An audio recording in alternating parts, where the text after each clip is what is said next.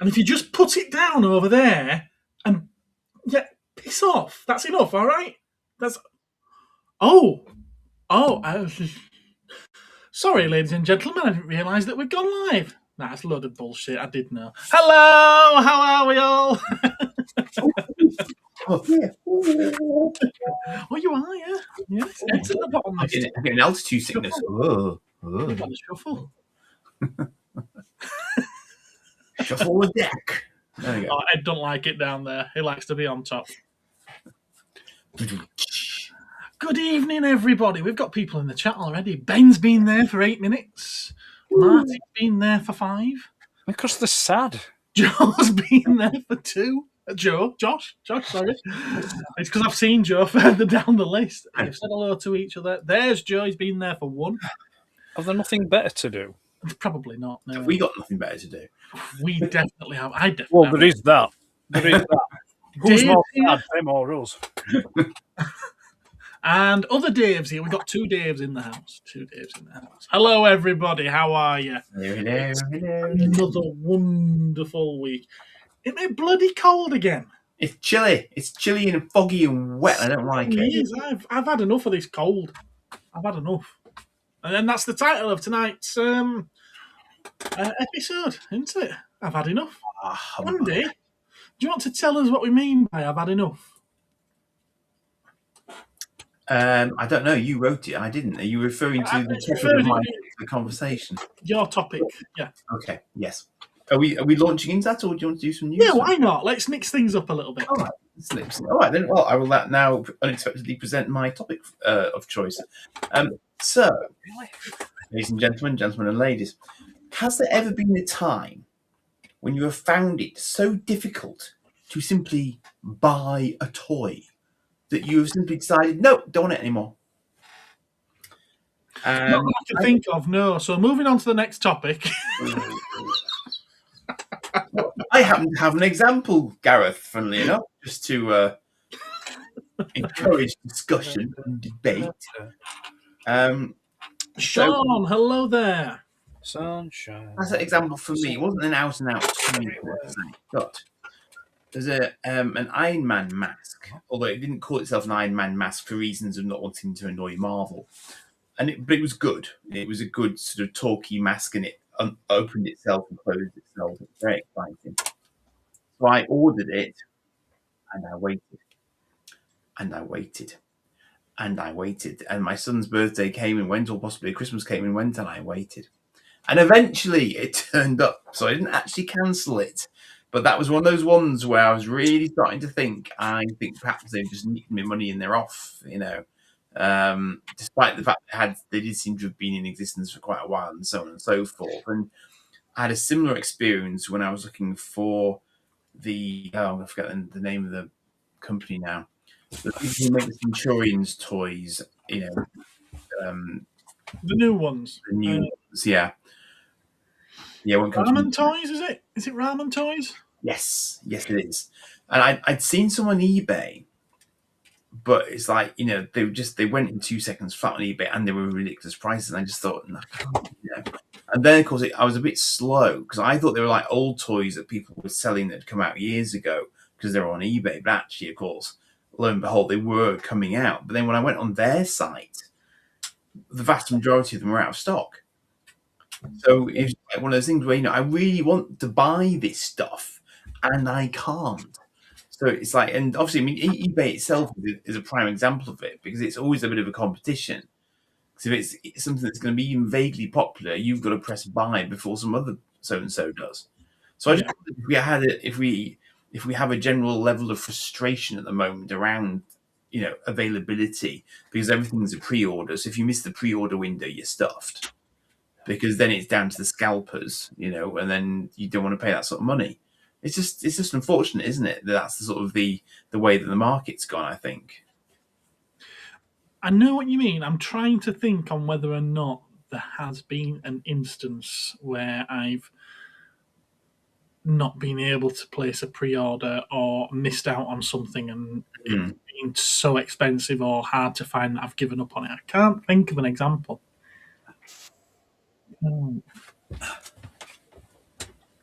There's things that I found out about after the pre-order has closed. So I've not been able to pre-order it in the first place. And it never materialised at retail level. Yeah. I mean, again, the Starfleet figures I got from Nema, they took quite a while to materialise as well, and I was starting to think, do I really need them? It's like, because it starts to make you think, doesn't it? When you suddenly remember that you've placed an order for something like 6 to 12 months ago, hasn't arrived. You quite all right, Ed?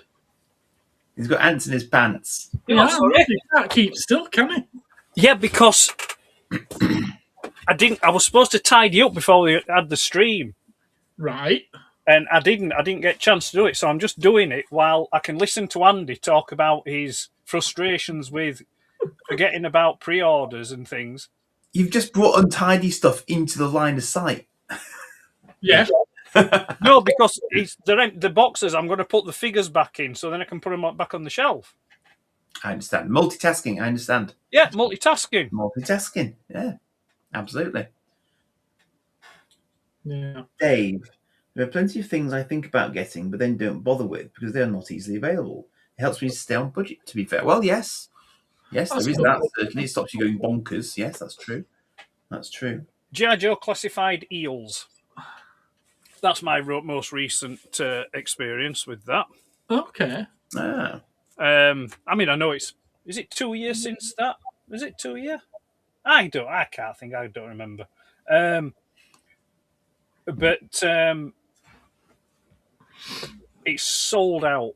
Like when the pre-order went up on Hasbro Pulse, it just like boom, it was just gone. Yeah. So I thought, right, that's it. I'd just resign myself to not being able to get one. I only wanted one, and that were it. I'd have been happy with one. Anyway, cometh the day that it was released, and then Instagram and Facebook was awash of people taking photographs of their newly arrived G.I. Joe classified Cobra eels, yeah? Mm. But it wasn't just one, it was like 10. Yeah? So, people had been out and bought 10, and I hate those fuckers, yeah? I'm sorry, I'm swearing, but I do. I hate them with a passion. It's like, right, okay, I get army building is a thing, don't get me wrong, I get that. I have a small army of Black Series Stormtroopers, so I get that. However, I'm a bit more polite and respectful, so when these figures come out, I will get one, maybe two, and then I'll wait because I think everybody should be able to wet the beak and get the figures that they want. But no, these fat fuckers with the clammy hands come in and buy all them up because they're selfish pricks, yeah? And then they go to social media and start taking photographs of all the little 10 figures lined up, and they're there struggling to breathe, all food down the T-shirts, That's what you really in the basement. So anyway, it's a pet peeve of mine. So anyway, you may have mentioned it once or twice. So anyway, yeah. Fortunately, no, somebody I know got in touch with me. And they said, "Oh, you were wanting one of these, weren't you?" And I said, "Yeah." He says, "All right, well, I've got one for you." So, all right, zang, we got one. But yeah, so that's my. I'd like I said, I'd given up. I thought, right, it's not gonna happen, but it did. The other side of that though is with pre-orders. Maybe it's an age thing, I don't know, or maybe it's just that I just kind of forget. Hey, Mario. But I sometimes forget to pre-order things, but I think that I have pre-ordered them. Yeah? Oh, the telepathy failed you, yes. So then a good example of that is... what was it? Oh, it was Missing Link Ultra Magnus. I could have sworn I pre-ordered that, and I was chatting to a friend... whose place that I pre-ordered it from, and it were like, "No, you haven't," and I'm like, "Oh shit, right, okay." He said, "But don't worry," he said, "I did actually put one aside for you because I knew you'd want one." I thought, "All right, thank you." So it was like, I am the last. yeah, I am guilty of that. Where I think I've pre-ordered something, but I haven't. But I mean, it's like the cordon, the missing link cordon. When the pre-order came up for that, because the pre-order for Sunstreaker and cordon came out together at the same time, and this person specifically said, "Oh, I've saved you Sunstreaker and cordon," and I'm like, "Well, I think I'll just take the Sunstreaker. I'm not overly bothered about the cordon." So it's all right, fair enough. So I got the Sunstreaker. Anyway, the other week I was like, I think I want cordon now, and they've all sold out. So anyway, I did manage to get one. So yeah, that's. But I think I wouldn't say that I specifically, like what you were saying about if you give up on something, because you don't think you'll get it. I don't think I've done that for probably 20 years, maybe. I did early days, I probably did. Things like, I don't know. Well, actually, yeah, that's a good example because it's recently been mentioned in one of Gareth's recent videos. The Microman Uncle set, that was the predecessor for Megatron. I wanted that. I wanted that set, the Uncle set, and I had the chance 2 or 3 times to get it, and I passed on it. And then it was kind of like it was a case. Then I thought, right, I don't think I'm going to get one now. Because I hadn't seen any come up for a while, so I just abandoned it. I think I'm like a revolving door with things now. Sometimes I'll be hunting for them, then I'll stop. Then I'll remember again. Then I'll start hunting for them. Yeah, I'll find them. Hello, pal. How are you doing? Hello, I mean, pal. the thing is, though, now probably is a bad time if you're someone who wants to start buying Masters of the Universe stuff, because everybody will be putting the prices up on them. Oh, you can imagine, can't you? I'm glad I got my one example before it. Yeah. Now the movie's coming out, there will be the new movie added tax being added to figures. So a few, maybe a few months ago where a figure might have been a tenner, they'll now be £25. Quite possibly. So I did have to chuckle. The night that the trailer. You mean you've not put your prices up on them yet, Gareth? No, I haven't. No, you're slacking. The night that the trailer dropped, I sold 2 sets of Masters of the Universe comics, right, that had been listed on the website for 3. In fact, no, probably more than 3 years. I think I was at the old shop, and that we moved 5 years ago. So. And they've been on there that long. Yeah. And they sold. And literally, I saw the order. I got the notification on my phone. The order had come through, and I just looked at it, and I shook my head and just started laughing. But I was like, the fear of missing out is already setting in. Yeah, that's what it is. It's like it's almost as though it's not like it's the inner child mode activated. It's like, oh, right, I want that. I've got to have it. And then it's that mentality en masse that then starts driving prices up on stuff, artificially inflating them. I mean, you mentioned about putting prices up. I did think, have I got anything in the shop that really needs to be bumped? And in all fairness, I've got some pre-owned, loose, complete classics of Motu, and they're more expensive than they should be already. So I thought, I'm not putting the prices up on them. And then I've also got the Masterverse 87 movie, He-Man and Skeletor. I'm like, I've had those for 3 years. Please let someone buy them. I'm not putting the prices up on those either. You see, it's a funny thing, is that, I mean, I'll be honest with you, I would have those, but I hate the head sculpt on the He-Man. Yeah, it doesn't look. They couldn't get Dolph's likeness, could they? So they went with something other than a proxy. And I'm not paying. I'm just trying to think. I think it was Ram and Toys that did a head sculpt for it. Okay, right. But I think the price on that has now skyrocketed. It would do. Yeah. So it's like, it's probably 4 or 5 times more than what the actual figure is, and it's like, you're not paying that. Plus, you've also got to paint it yourself. Yes. Yeah. So it's like, no, balls to that.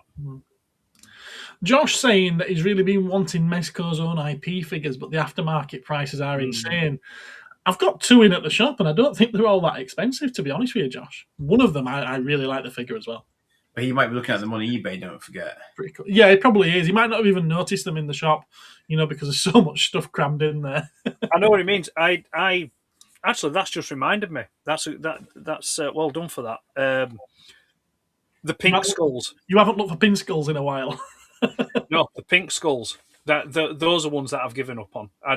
When I first saw them, I thought I want a set of them, but then I saw how the prices just get going up and up and up, and I thought, right.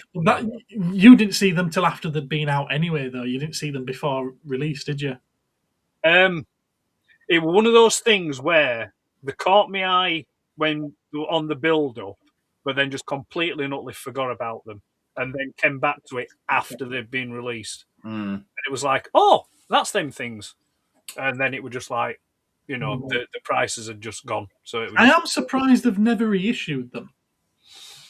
Yeah, I think they've reissued some of the others, but I don't think they've done those. And no, I think they did. Because I think they did a set that I think it came in a barrel or something like that, or a tin can or something. Okay. So a follow-on question then. Is the reason that we can't get Is the reason that we can't get this stuff that we particularly wanted to get because they're purposefully not producing enough of it to satisfy demand, or are they just underestimating how many scalpers are out there who are just going to scoop it up regardless? And the sort of what I'm sort of thinking of there, because I had this thought process this morning actually. If kids aren't buying as many of these sorts of toys that we would consider normal toys, are they counting on us as a buying market of older, deeper pocketed buyers, knowing that they can keep prices quite high, maybe by virtue of restricting supply, and therefore everything sells out, and then it goes into the secondary market, but they've made their money because they've completely sold their run. So, however many they tooled up to make, they've sold, so their quid's in, and they move on to the next thing. I don't know. I mean, it's just, but I could see that there'd be an argument for them doing that, because it also then maintains a sort of thirst, doesn't it, for their products? Because they sell out, so people think they're popular, therefore they want them. Yeah. I don't know.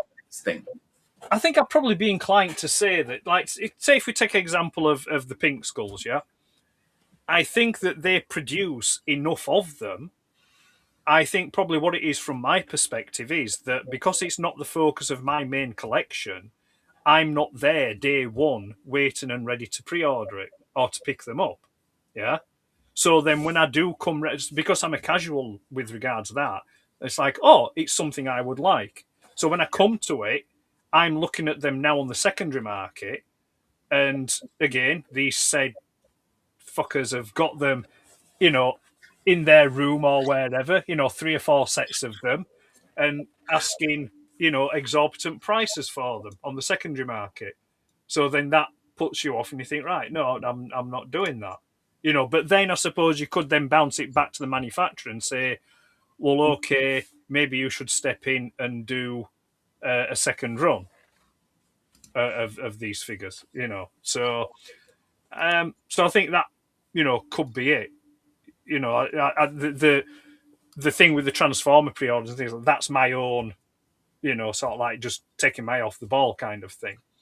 But I think these things that are out of our main purview is probably just that, because we're not there on it, from day one, perhaps. Yeah.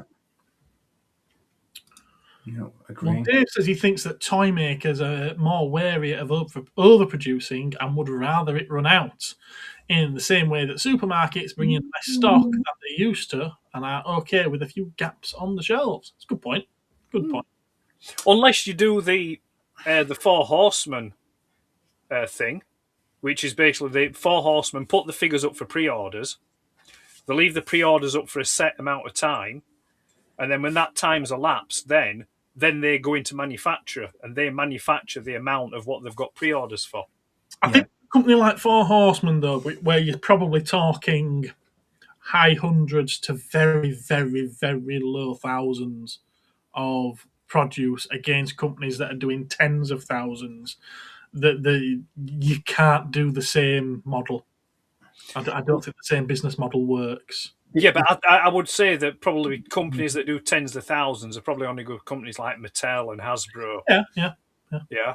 Which, again, you look at, say, take Hasbro for an example. But if we're talking toys for kids as well, though, then that is companies like Hasbro and Mattel. Because Mezco aren't making toys for kids, and Four Horsemen aren't making toys for kids, are they? No, they're not. No. But I mean, Hasbro have their own problems doing that because there's shops with thousands upon thousands of unsold stock. Well, I think the key thing there is economies of scale. So if you gear up to do a massive production run, each unit cost is reduced. Whereas someone like Four Horsemen have presumably got relatively high unit costs, but they know they can sell them, so it's not a risk to them. They've got pre-orders, so that's safe. Whereas with Hasbro, they're just going to go, right, market, flood, you know, but they can make them for pennies. So whatever they do sell, they're going to have a significant markup on. So their margins are probably very significant. Yeah. But also as well, I suppose companies like Four Horsemen and Mezco and things like that, they're making product that people want.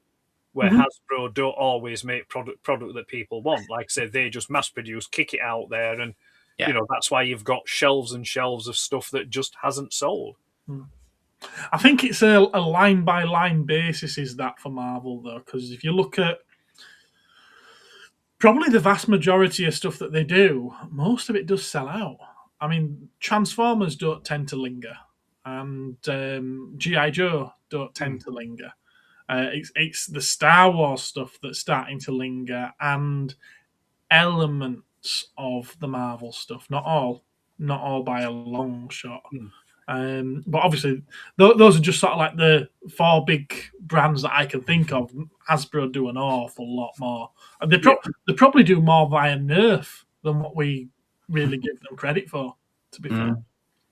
Something I never really consider, but that's one of their biggest brands, is that. What's that, sorry? Nerf guns, yeah. So I can believe that in States in particular. I can believe that they've got more space to run around in, haven't they? So, so it's again, I think they've tried to bridge the gap of we make children's toys, but we recognise that a lot of adult collectors are buying them. So let's make our children's toys suitable for adult collectors. But by doing that, they have to make them better, which means they're too expensive to be children's toys anymore. So the only buyers for them are collectors, and collectors are a little bit more discerning. And that's why they end up sitting on shelves. Interesting. I don't know. I mean, I suppose if you take Transformers as an example, I mean, it's... Yeah, but Transformers is one of their lines that they don't have a problem shifting. No, yeah. I mean, like I say, you know, the main line is toys. It's children's toys is their main line. You know, but adult collectors still pick them up. Why? I've no idea, but they do. You know, so it's like... I'm not convinced that the main line's children's toys when the deluxe range, the base toy, is 25 to 30 quid. That's not that much these days, though. Think about how much a video game is to buy now. Oh my god, they're incredible. I mean, they are. I mean, I haven't even tried to buy one recently, but I'm sure they were up to like 80 quid last time I saw them. I bet if you went to an inflation calculator, I bet those ones that are 25 quid. I bet back in the 80s they'd have probably been the ones that would have been $9.99. They were, but they were die cast.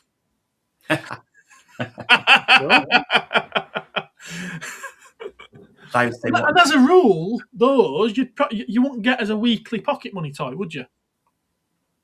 No, it would only be like mini bots I'd have maybe managed on a weekly basis. I mean, yeah, the others would definitely save up at birthday time sort of ones, you know.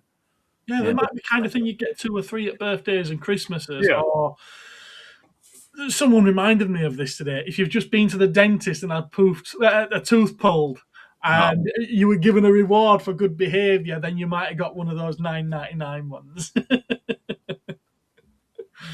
But yeah. Just imagine Ed going to the dentist as a child.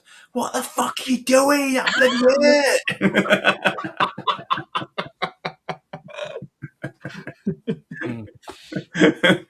Says Ed.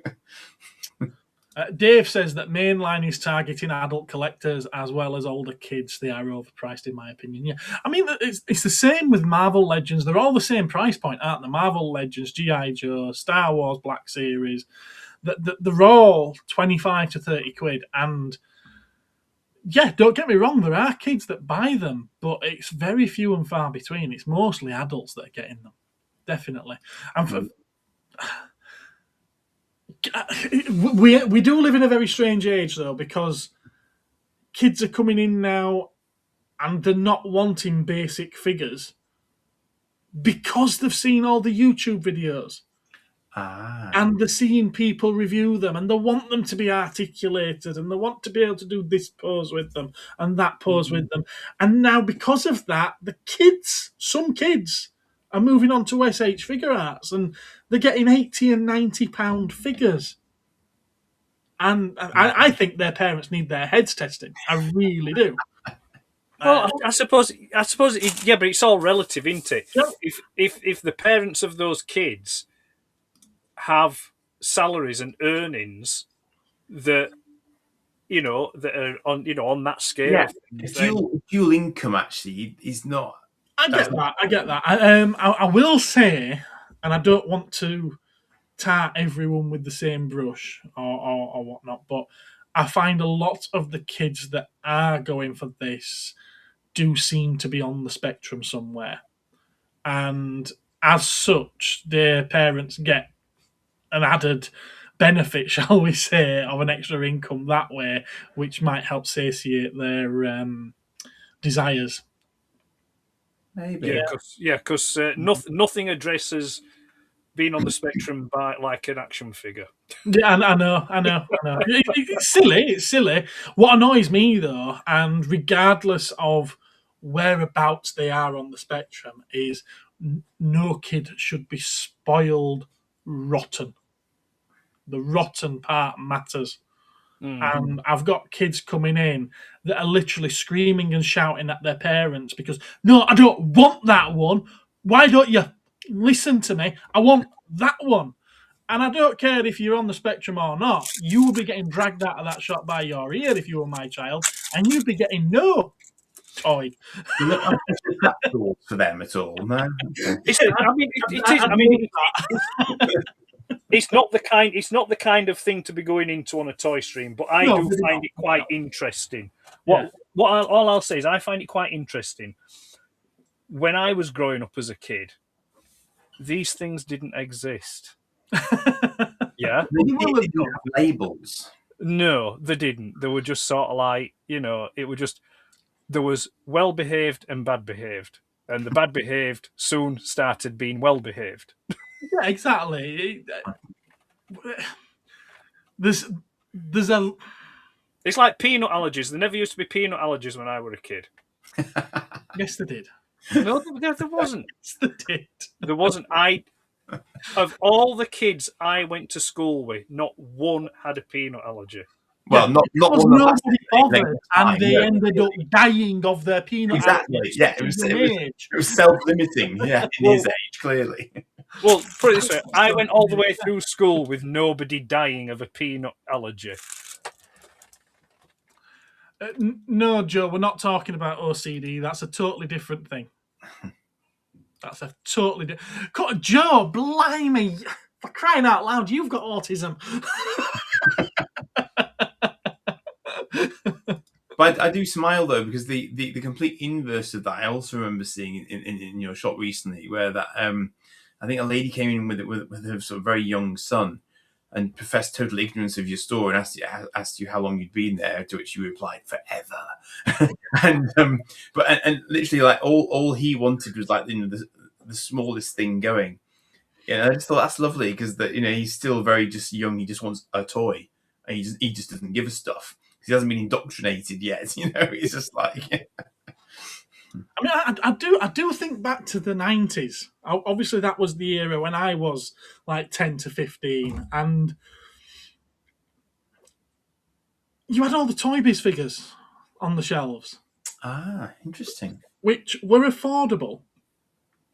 They had limited articulation. They would have had shoulders, elbows, crotch, knees. That is funny.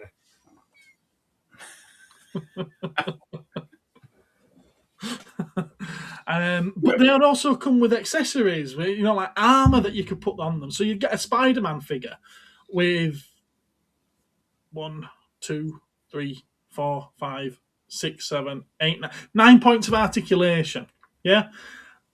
Not just weapons that he could hold in his hand, but like a suit of armor that you could clip onto him, or something you could play with in the bath or the swimming pool or something like that.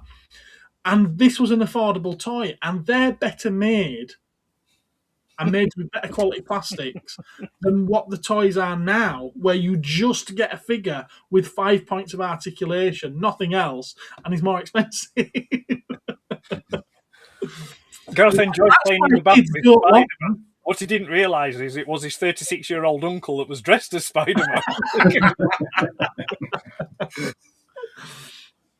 I thought the articulation was head, shoulders, knees and toes, knees and toes. But actually, it's interesting you mention articulation. I mean, it's going on a tangent here, but you often hear as collectors, debates and saying, oh, this, that and other about articulation. I kind of feel in some respects some figures are over-articulated. I agree. Yeah. Because you can get them into poses that a human body just cannot achieve.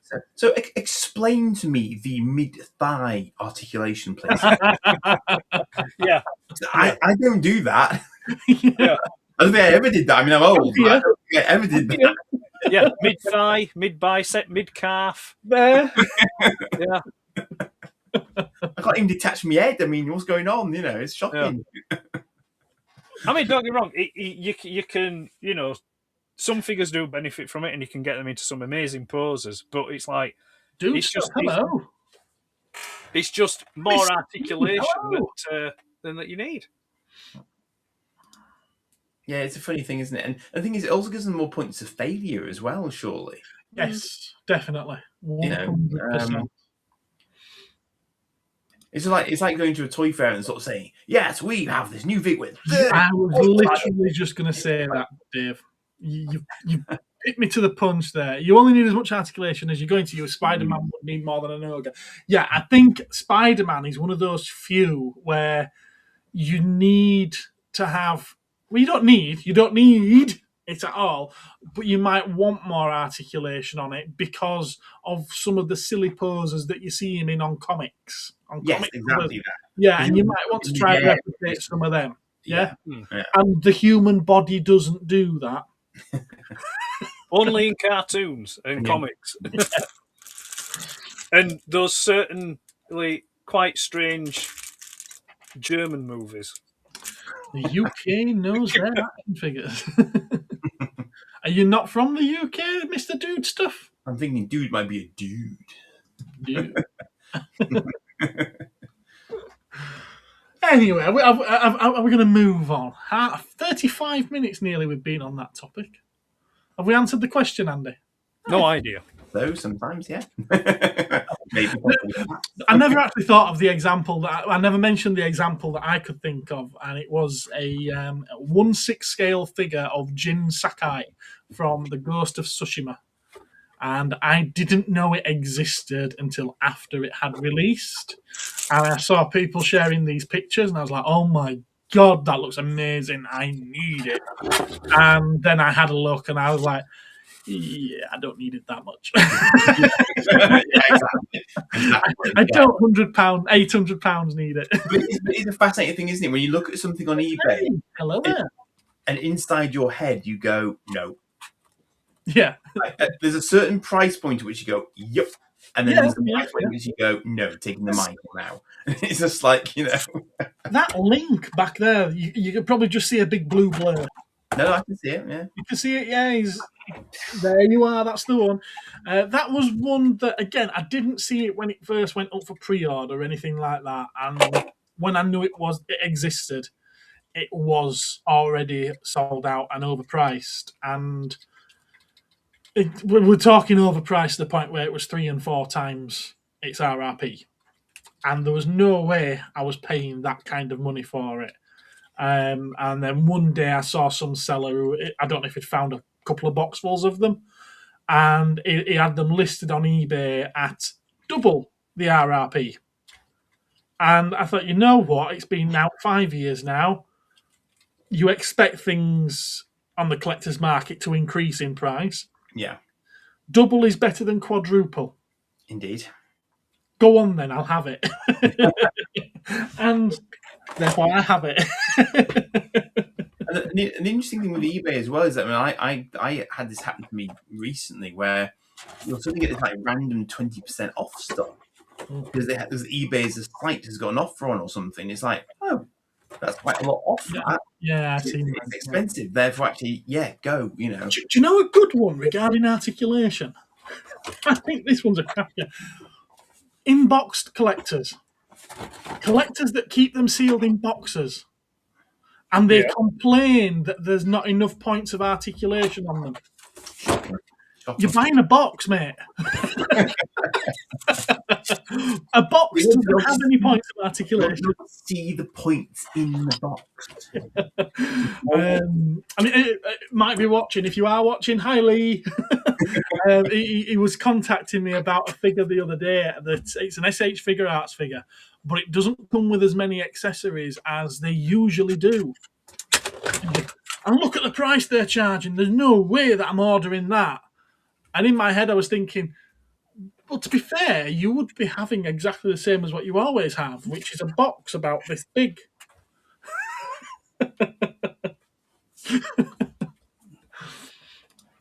Dude doesn't like the line all the way around the chest for the ab crunch. Yeah, I get that.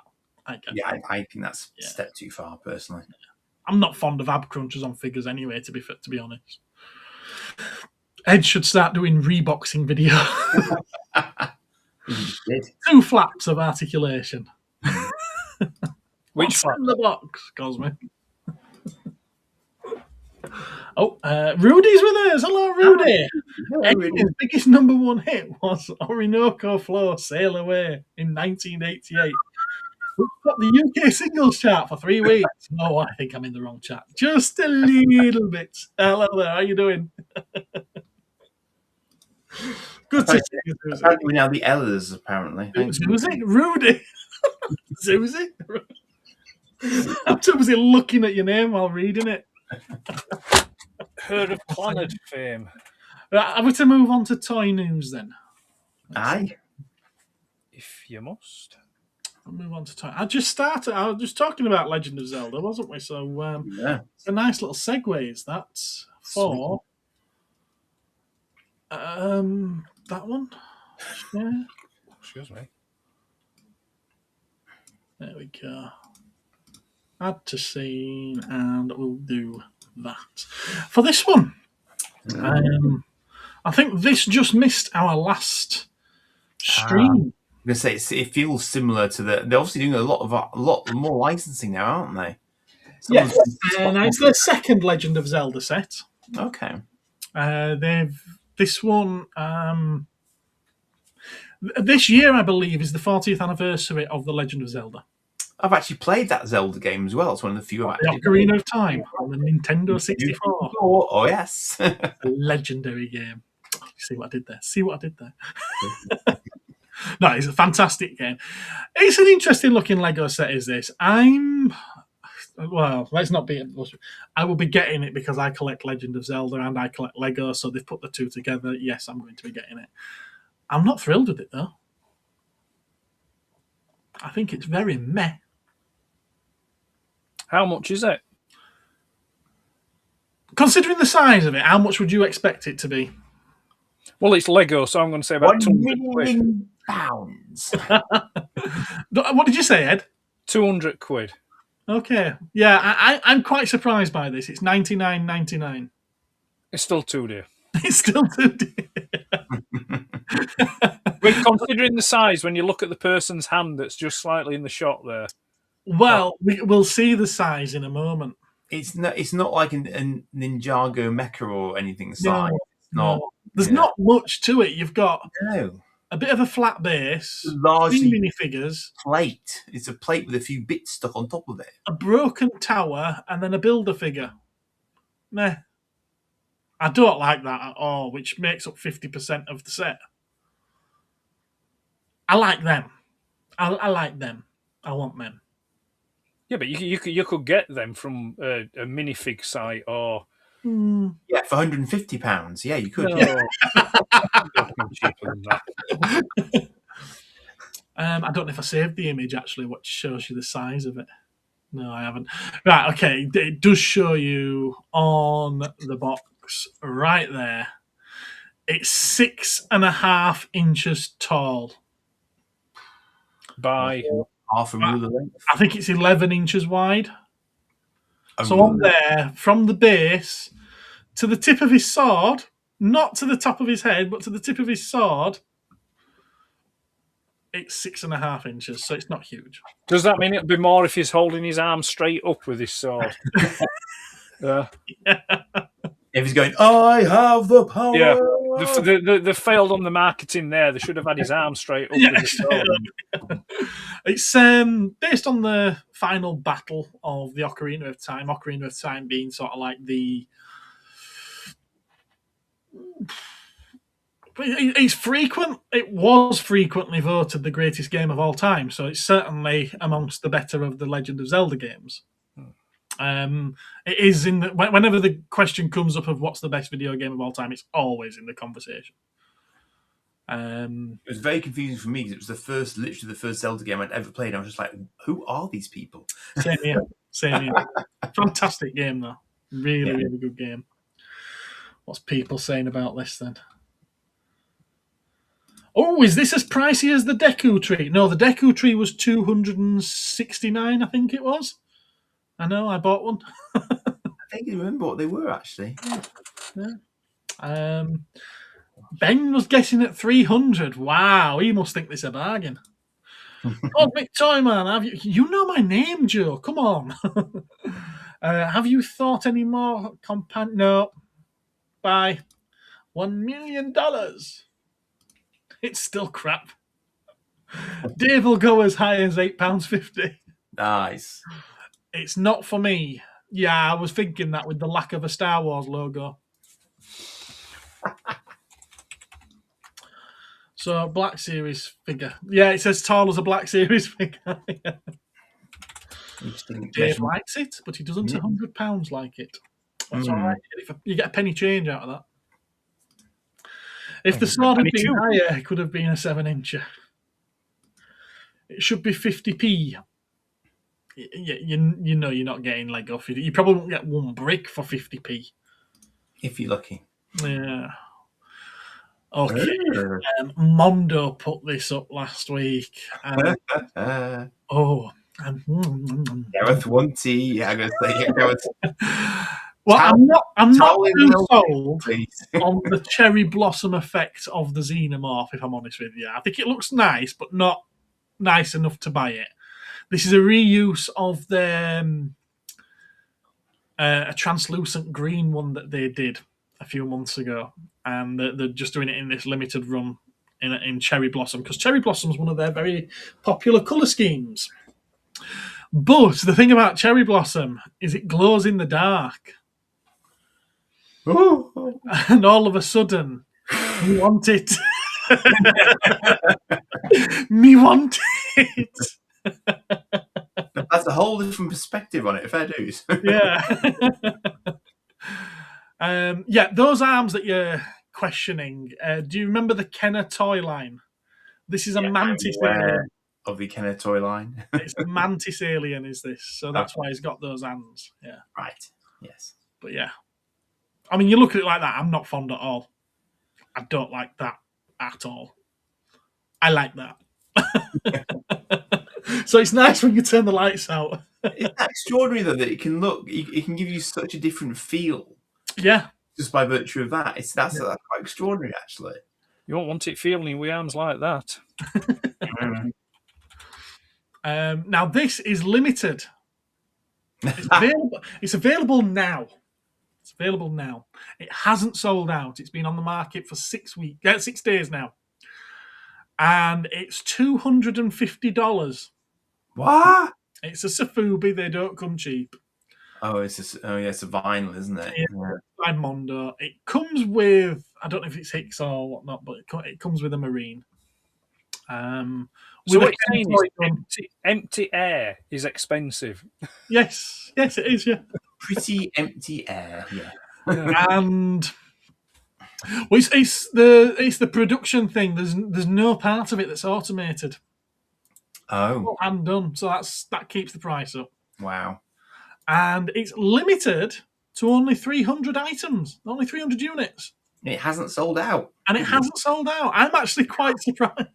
Yeah. Sorry, when you say the hand done, you mean there's someone there with a pipe and the vinyl going like that and blowing? I'm not sure about the blowing aspect of it, but yeah, the pouring of it into the molds and then the pulling of it out of the molds and the dipping of it into the chemicals. It's all done by hand. Right. Yeah.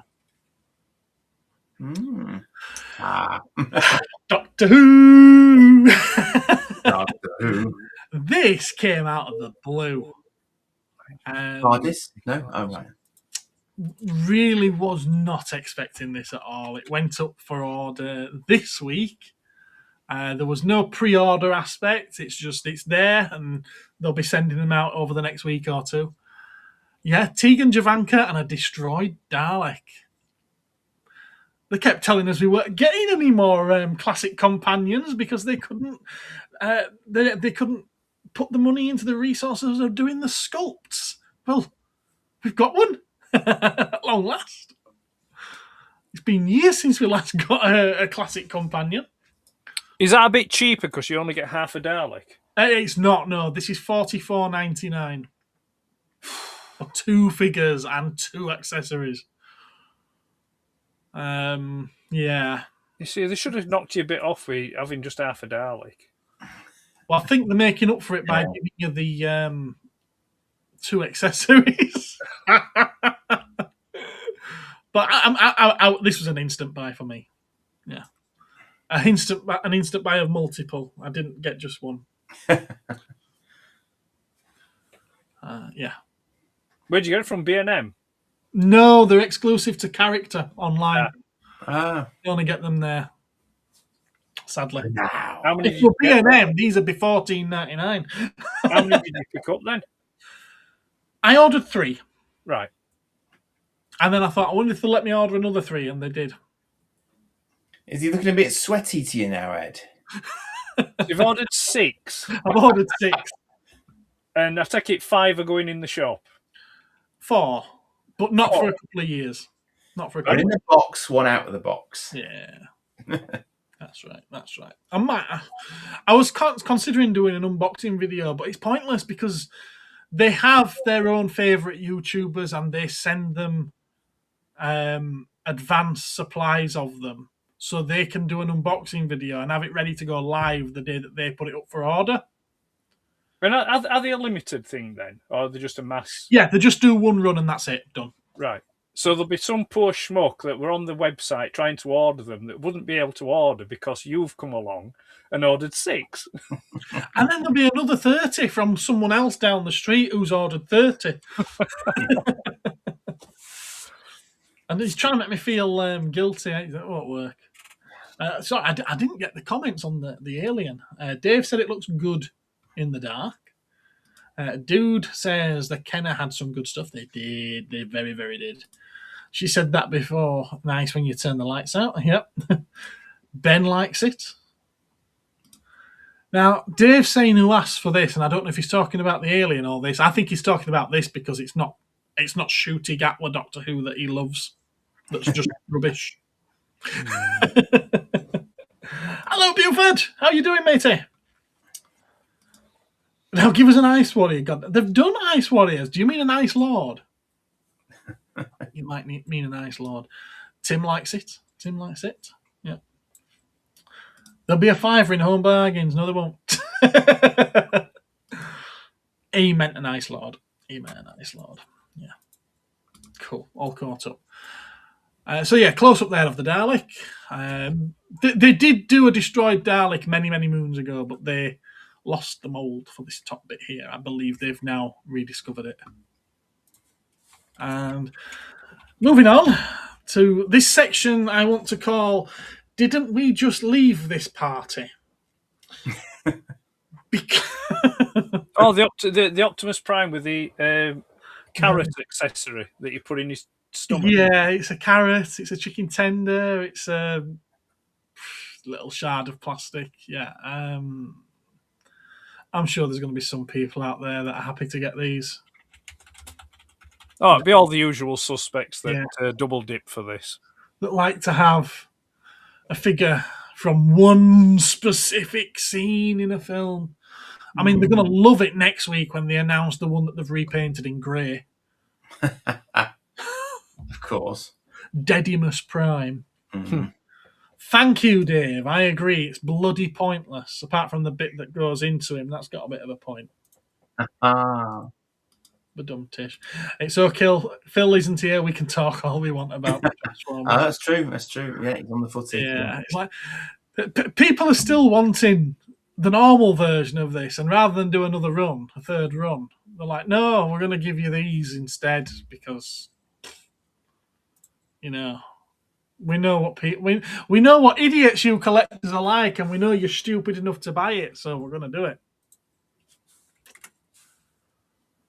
I think if you're sensible, you'll just wait maybe 6 months, 12 months, and the knockoff company that did the knockoff version of this will do their own, and you'll get it for a quarter of the price and probably many more accessories. I just don't know why anyone would want it in the first place, though. It doesn't look like the movie sort of situation either. I thought it was more to the left, and didn't look like that. Oh yeah, it is. I thought it was more to the side. Yeah, it is. But because of the way that it transforms, you can't put it in the side there. Right. Okay. Well, I mean, you could have done. You just have to have reduced the size of it, but so he has to take it through his belly button. Yeah, so they've taken the artistic choice to put it there. Absolutely. It's like this. I think really what they ought to have done is they ought to have given you swap out panels to do this effect rather than. Hello, Richard. How you doing? Doing extra figures, but I get it from their point of view. They want to produce more, so then they can make more money. But yeah, well, it's up to people. It's their money. They can do what they want. And that's pointless because it never looked like that in the film. No. Interestingly, it could be an accessory that he looked like in the film. 10 minutes before that, he was blowing people up in his gun form in the film. So no. Hello, Phil. You're just in time for the Transformer talk. Hey! Crackjack timing. Why is he doing all these odd poses for this? It's trying to replicate specific poses from the film miserably. It does come with the gun that he shot Prime with, this is the only way that you can get this accessory is if you buy this version of the figure. Yeah. That's rather seductive, isn't it? So I was like, hey. This is what I mean. It's and they've even got a fire behind him as though he's laid down in front of the fireplace. It's like, hey, Prime, how you doing? Spoilers, yeah, Prime died. And then he didn't, spoilers. Megatron has always been a tank. Who are you, Games Workshop? There were always female custodies. No, there wasn't. They're called the Sons of Terror for a reason. Who said he was always a tank? Dave, he's winding us up. Oh, shut up. And that's for later. That's all of today's news. What else have we got comment-wise? Chris is with us. Hello, Chris. Megatron catalogue pose. I like it. Paint me like one of your French bots. Sexy Megatron. Good evening, Chris. Good evening. You're all remembering it wrong. He was always a tank.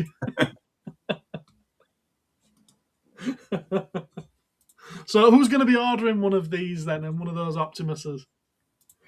No. No. I got the dialogue in my head from the scene, but apart from that, one shall stand, one shall fall. Why give away your life so recklessly? That's a question you should ask yourself, Megatron. I'll stay down here for a bit, I think. Yeah, it's kind of cringy when middle-aged blokes are quoting Transformers the movie. You fall! I enjoy the movie. Wow, God, I weep, Ninny Bong. I think I'm at that age now where it's just like, no, just no. It's like Megatron is 1,000 times better than that. It's like when I'm scrolling through Instagram or Facebook at some of the posts, and it's like it's almost become a cliche now that any Transformers post always has Stan Bush and the Touch playing with it. You know, and it's just like it's almost at the point where I hate that song almost as much as the Time Warp.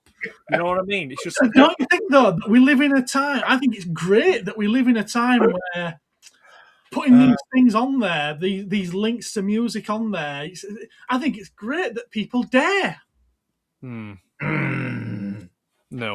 I knew where you were going with that even before you started. So no, it's just like it just it's almost as though it's obligatory. So anyone on Instagram posts a picture of Optimus Prime and you're getting the Touch blaring out at you, just like volume off. Come on, be a bit more imaginative than that, will you? I mean, Doug, I'm not knocking it. It is a good song, but it's one of those songs that it's on my playlist. I've got to be honest. You just after a while you just get sick of hearing it. It's like Running Up That Hill with Kate Bush. That killed Stranger Things. Killed that song for me. Because I was just sick of hearing it. So many people had never even heard that song.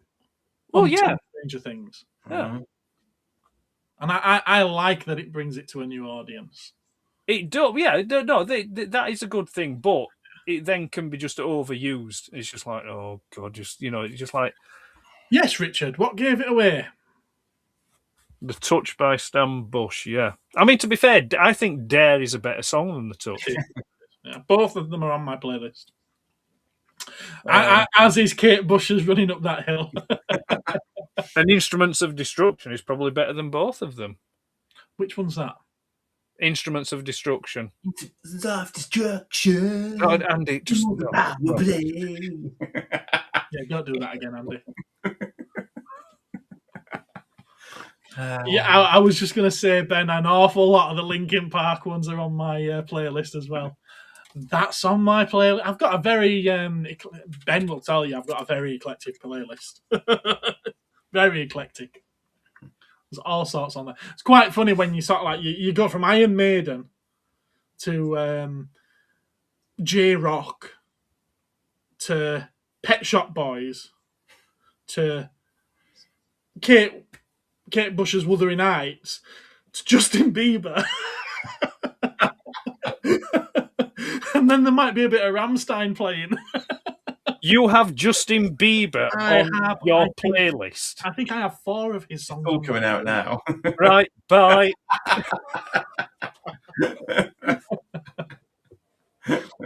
You've just right, yeah. Ben thinks it's a great playlist. Look at that. He's heard it. Justin Bieber. Get a fucking grip, will you?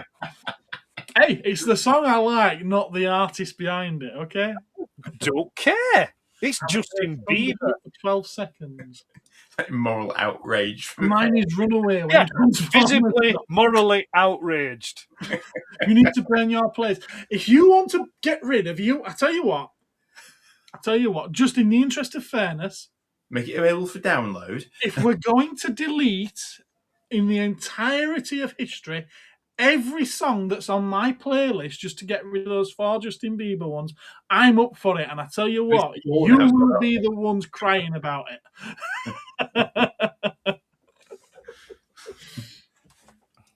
It's like mine. I can go from Cannibal Corpse to Elton John to Dead Mouse to 50 Cent. Yeah, I don't think I've got anything like 50 Cent on there. Yes, I'm not even subscribed, and I'm going to unsubscribe. Justin Bieber. Jesus Christ. I'll put one on for you. Bob Dylan's on there. That's who's on at the moment. Bob Dylan. That still doesn't excuse Bieber being on there. Please get out of the new one if you can't lend your hand for the times they are. Dylan will be spinning in his grave if he was dead, knowing that he was on the same playlist as Bieber.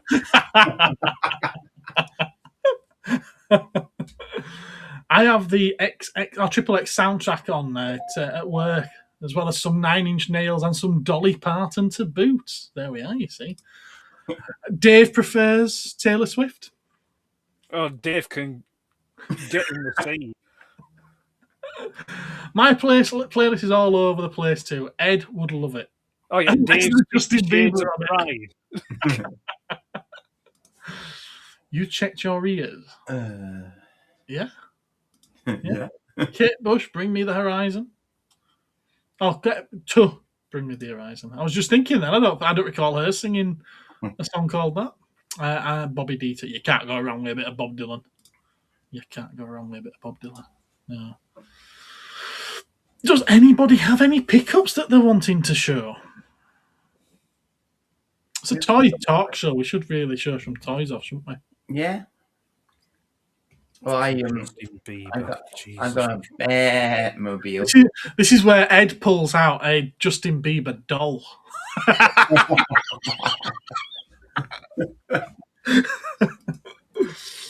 Dave, you would need more than a fucking top 10, I'm telling you that.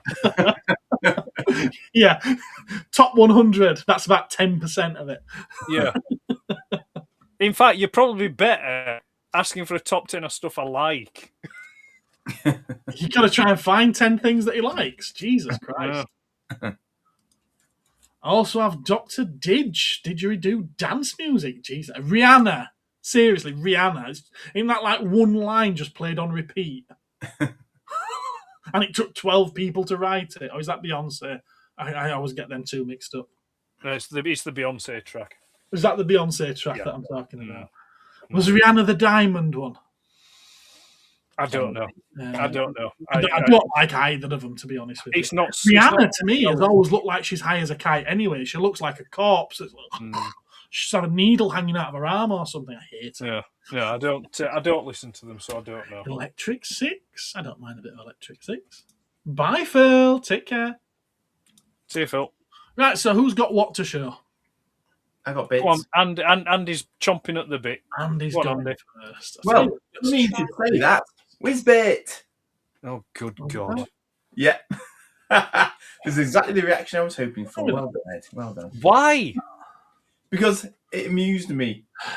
And it also, for some reason, is one of those like core memories that I have from childhood. It's the devil. Burn it with fire. Not so funny. It's got Paul Daniels on the cover as everything. Look. I don't mind Paul Daniels, but Whizbit is it's the spawn of the devil.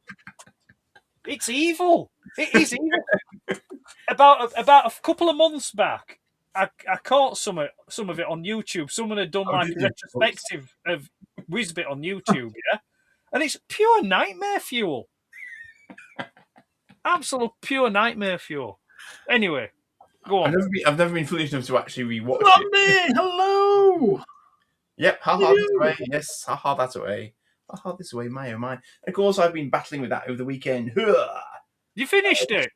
Yay! Diax Junction. Yeah, 32 hours later. If I want sat down, I think I'd need to sit down. And is it all in which you've not broken anything on it, or no? Right, good. Don't you think it's a bit light? It's made of plastic. What did you expect? No, I'm saying, let me finish. I think it would do well to have some modelling putty in the hollow spaces to just give it a little bit of a heft. No, I understand what you're saying. I mean, obviously, given preference, I'd rather it be die-cast. Because, like, when I compared it to the Takatoku one, that weighed a ton compared to this. Sorry, what was that, Dave? Die-cast, you wouldn't get that kind of detail. Dave, bigger girls than you have tried and not succeeded.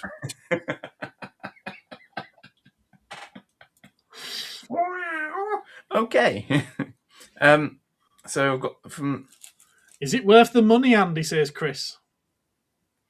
I think it is personally because it also forms the fighters with display stands. What are you saying? Are you saying it transforms?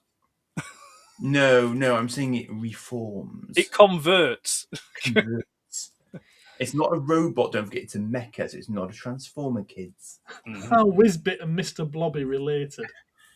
Only in your nightmares. What's that? That is, although I haven't actually tested my theory yet, but that is a DX God Phoenix mini vehicle that I'm missing. So I should now, in theory, have a full set of my mini vehicle. Is that for the enlarged one that you have? You're not missing that. It's there. It's in your hand. You're not missing it. Yeah. I was until I picked this one up, smart Alec. It's Gareth, not Alec. Gareth. The funny thing about this was it came in about 6 envelopes. Jesus, really? It was a jiffy bag, and then an envelope, and then another envelope, and a small pouch, and then a see-through pouch. It was like, seriously. Will be delivered safely. Yes, exactly. Taking no chances. And on the flip side, I also got this, which is a slightly poorly, but in quite nice condition, standard Phoenix. But I got this because often people are selling the original missiles and stuff for stupid money. In here, I've got 3 original missiles and some mini vehicles. So this one is actually quite generous with the mini vehicles. I think it must have come with about 8 or 10. You only need 5. But they duplicated it because they knew you'd lose 3 envelopes. I can remember when I got mine back in the day, and I think you got 3 or 4 of each one anyway. Yes, exactly, and that's what. But I don't think I have a full sort of suite of them. So I think they should sort me out. Plus, it's got an instruction manual, which I think I'm lacking. So again, that was just with a view to sort of trying to get a full version of one. Right. And because everyone else on the chat was getting one, I got one of these. Now, yes, it's a bit daft, and I had to go right to the back of the row of Hot Wheels toys to find this. So I think someone hid it and was going to come back for it later, but I pinched it instead. Bastard. I'm sort of proud of that. I'm sort of not. Yeah, I know, bastard, absolutely. But the funny thing about this is, I know that not everyone likes it because obviously it's daft, and yet I feel that in the 60s series, even though they happen to have bat shark repellent when they happen to meet a shark, I feel like there would at some point have been an episode in which they needed a huge monster Batmobile, and they just happened to have recently converted a Batmobile into a monster truck just so that they had one ready for that episode. And this is that Batmobile, I feel. So actually, you know that had they thought of doing it, they would have done it. Yes. Yeah. What's the yellow thing beneath it, Andy? That's a car getting crushed. It could well be a car getting crushed. I'm not entirely sure what that's supposed to be, to be fair. It's a plastic car getting crushed. Okay, I will take his word for it. It's a victim of the wheels. Fair enough. Okay. I'm trying to decide if it actually looks like another Batmobile, but possibly not. No. I just think we've got Bigfoot to thank for this. Yeah, Bigfoot and the monster trucks. Yeah. Mm-hmm. And I just grabbed this. I mean, this wasn't a pickup, but I think this was that Gundam you once gave me to play with as an example. Oh, wow, it's a good size then, isn't it? Really? So it's bigger than but don't forget this is only like a low grade Gundam. It's not. So, it's Restata one. It was a entry grade one, I think. But even so, I was also surprised when I lined them up against each other because it's literally the first time I've done it. I was like, oh, okay. So that's like master grade then. So I mean, he has got a lot of detail on him. It's a really, they took a lot of care over it. It is a nice kit. I would still like to see an actual release of an action figure of it. Pre-built with some die casting. There was one other one that I didn't have the money for at the time. That was it used sort of ball bearings and stuff for his joints, and it was magnetic. Yeah, I think it was diamond or something. Or it was. Whatever it was, but it was. Yeah, that was years ago. That's a long time ago now. I passed on that because I wasn't over keen on the ball bearing. The ball bearings just split up the lines and the look of it. So I was like, nope. Well, apparently there might have been some quality issues with it as well. Generally, I think so. I think that put me off. So I went, nah. Yeah, I appreciated it for what it was, but it wasn't. wasn't really one I could justify at that point in time. So I think that was me. Yeah. Very good. Have you got anything to show us, Ed? No, because I showed you them on the last one, didn't I? The cordon. I'd not taken it out of the box at that time. And the Maidus, which I'd not taken out of the box at the time. So I'll show you Maidus. Now he's out of the box.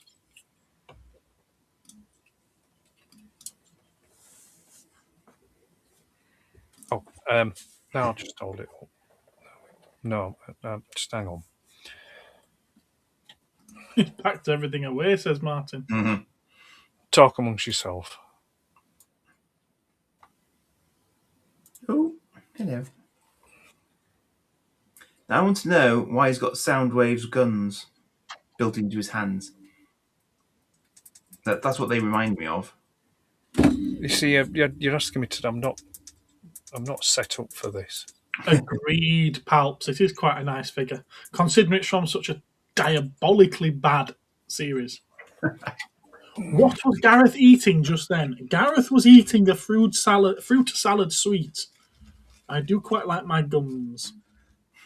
I shouldn't be eating sweets either, but I was. No, anyway, there we go. Anyway, so Maidus. So it's a masterpiece version of Camshaft, which is one of the Omnibots. It's by X-Transbots. I don't mixture recall of plastic this. diecast. You don't recall what? Sorry. I don't recall you showing us this. No, I showed it in the box. I've seen you. I don't know if it was Instagram or something, but I've definitely seen him. Not today. On the stream the other week, I had them here to the side. Still had him in the box. I've not taken out the box, so I showed you the boxes, but I didn't show you the. We coconut downstairs. Actually, I forgot. Sorry, So Dave. yeah, so he transforms into a Mazda. It's a lovely paint finish, a lovely colour. The camera here and the lighting doesn't do it justice, but it's a lovely colour. It's not a bad figure. It's all right. It's X-Transbots. They're getting better. So what are the Omnibots? I don't think I'm familiar. They were the mail away figures, but we didn't get them here in the UK. So you saved up your robot points. Oh.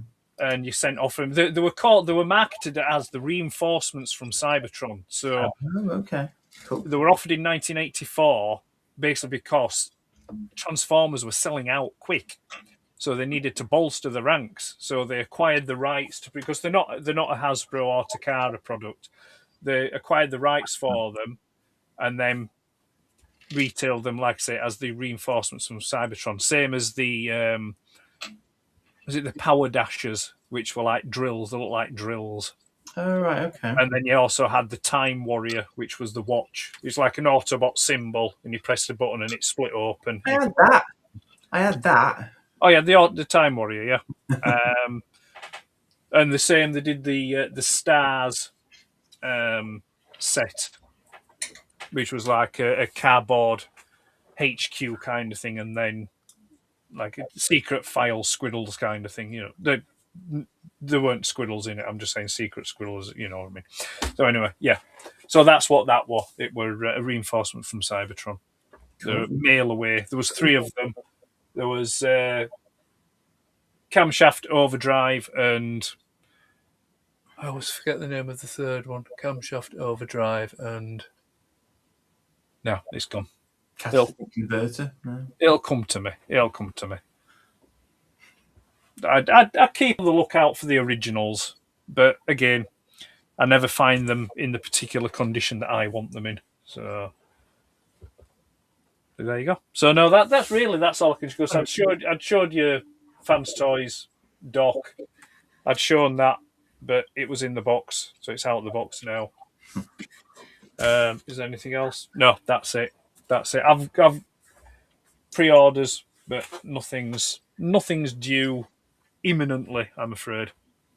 So it's going to be a bit dry for probably for a month or 2, I think, unless whimsy takes the better of me and I decide to pick something up. Indeed. Oh, I've got some comics. Oh yeah. But they're already packed away. Did you read them first? Pardon? Did you read them first? No. I thumbed through one of the issues that I'd heard something about, and I got to a particular page, and I thought, no, I'll put that away. What is the big white dingus bot at Ed stood behind 2 or 3 smaller ones? Skyfire. That's Skyfire.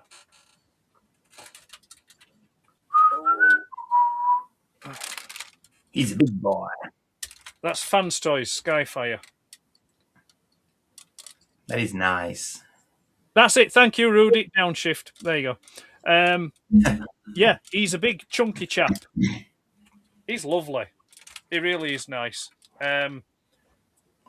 Interesting. This is the. There you go. Just so you can see it better. This is a pre-production. This isn't actually the released figure. This is a pre-production one that I was sent to do a review on when it first came out. I've got a boxed one. He's in the box, funnily enough, over there. But this is I keep this one out as a loose example because I always liked Skyfire as a character, or Jetfire, whichever one you want to name. It looks like a Gundam. Well, we'll not go down that route, shall we? But for copyright reasons, he isn't. But yeah, that's who he is. Let's pop him back. There we go. Anyway, I just thumbed the comic. I got to the page where RC Magnus, really. So I was like, because I want to have the comics. I showed great reserve, and I closed it nice, and I put it back in the baggie. I sealed the baggie. It was either that or just sort of like can tear it in half and throw it in the bin. You sealed it into the baggie, then placed it into a tunnel to the Earth's core, basically. Yeah. But no, it's in the comic box over there. Yeah, I just saw that and I just thought, God. I'm so glad. RC's now Ultra Magnus. No, RC is now RC Magnus or something like that. Apparently, in the comics now, in this new iteration of the comics, Magnus isn't a name. Magnus is a title, and it's given to the best of the best. And Ultra Magnus feels that he's no longer the best, and the only person he feels is the best, who is the strongest and the bravest and the smartest, is RC. So yeah. Because of course. Yeah. So he's kind of done. Were they out of black Autobots? Were they out of disabled Autobots? You know, this is all the while. So like, there's a brilliant. Actually, I don't know if it was intentional, but there's a box where the artist has drawn, and just off to the side you've got Optimus Prime, and the look on Optimus Prime's face is just like, what the fuck? So let me get this straight. Is he now the Autobot formerly known as Ultra Magnus? No, they are still calling him Ultra Magnus. Well, that's just damn confusing, quite frankly. Yeah, It's like Ultra Magnus. This what? You mean they're calling her Ultra Magnus? No, they're calling her RC Magnus or RC Magnus or something like that. But they've So she's not quite as ultra. No, you see, I've got to be careful because obviously I do enjoy I like to be plain speaking, but they give her a new body, and she looks distinctively male now. Interesting. Yeah, so she's very blocky and bulky with side missiles, and they've given her an antenna, and they've given her big box things on her back, and it's just like, yeah, it's just it's the kind of gag here, and I'm just not going to go there. Well, the thing is, it's like it's almost like this. They give all this spiel about Magnus being a title, you know, for the champion, for the best and the bravest and the toughest and stuff like that. No, that would be Prime. But then it's like, well, if that's the case, then what's Ultra Magnus's real name? Was his name just Ultra? Ultra. Well, you know, so And then after the fact, why are you still calling him Ultra Magnus? Oh, so Ultra Magnus is still Ultra Magnus, even Yes. though he's not Ultra Magnus anymore. Yeah, they're still calling him Ultra Magnus. Yeah. But I suppose you could have more than one Prime at any given point in time. So in theory, wouldn't that be kind of like against his wishes? You know, I mean, the thing is, right? he doesn't identify as Ultra Magnus anymore, but they're still forcing the name upon him. The thing is, right? It's like they're dead naming Ultra Magnus. Ultra Magnus is one of my favourite characters. He's not my favourite, but he's one of my favourite. And every comic that's come out post Dreamwave has just pissed all over Ultra Magnus. Yeah, it's all like, you know, it's like in the IDW, he wasn't the real Ultra Magnus has been dead years, and it was other robots that was wearing an Ultra Magnus suit. Mm-hmm. So the one that we saw was Minimus Ambus, who was a load bearer. And it's just like, no, get in the sea. That is not, you know. And then now they do this, they pull this shit now with him, because Ultra Magnus is suffering from PTSD. Yeah, because he'd been captured and tortured by Shockwave or something like on Cybertron. I mean, to be fair, I've not been paying that much attention to it because it's just like it's absolute dross. But anyway, so just as I was about to start jumping onto this series, and I bought the first volume, it's gone to shit. No, even the first one, like the drawing. I mean, people have been praising the drawing style. It looks horrible. I didn't make me want to get the rest of it. The first one, but yeah, I mean, it's. Don't get me wrong. I'm saying what I'm saying. This is how I feel. These are my opinions, but I do get. You know, there's different flavors for everyone. If you're buying it and you're reading it and you're enjoying it, I'm happy for you. You know, good on you, and I hope you continue to enjoy it. I just don't find it particularly. I just find it a bit. Thank you, Mario. I just find it a bit kind of, you know, it's like I just don't think you're going to beat the UK Marvel stuff. I was on a live stream on Saturday, and one of the other guests on it made a comment to me saying, "Oh, it's like talking to Simon Furman." Yes, meaning it as an insult. It's like I took that as a fucking compliment. I said, "Thank you." You know, you're talking about the writer. Yeah, you're talking about the writer who wrote some of the best stuff for Transformers ever, and was also like, you know, Grimlock was his main man. You know, so it's you're talking about a writer that made sense as to why RC looked like a girl. That was a good story. That was a brilliant story. But according to Mayor Scott, it's misogynistic. Mm-hmm. Mm-hmm. I mean, again, Scott was to meet me, I'd show what misogyny really is. The thing is, I mean, I get and I understand. I mean, I like to do the whole grumpy old bastard kind of thing, but I do get science fiction is a great avenue to explore different, you know, a myriad of different things. However, if you're going to establish a set law or a certain parameters within what you operate, to then start going off and breaking those without there being an actual logical, because I tried to think about this within the context of law. Like we're talking about Transformers, so we'll go for Transformers. If you have sentient robots that, depending on which you follow, if you go with the Quintessons as the creators, or if you go with Primus being the creator, they're robots. What is the in law reason or specific, you know, why create female robots or male robots? You know, they're just robots. They have no gender. They are genderless. You know, so what specific reason would there be? What? Go on, Andy.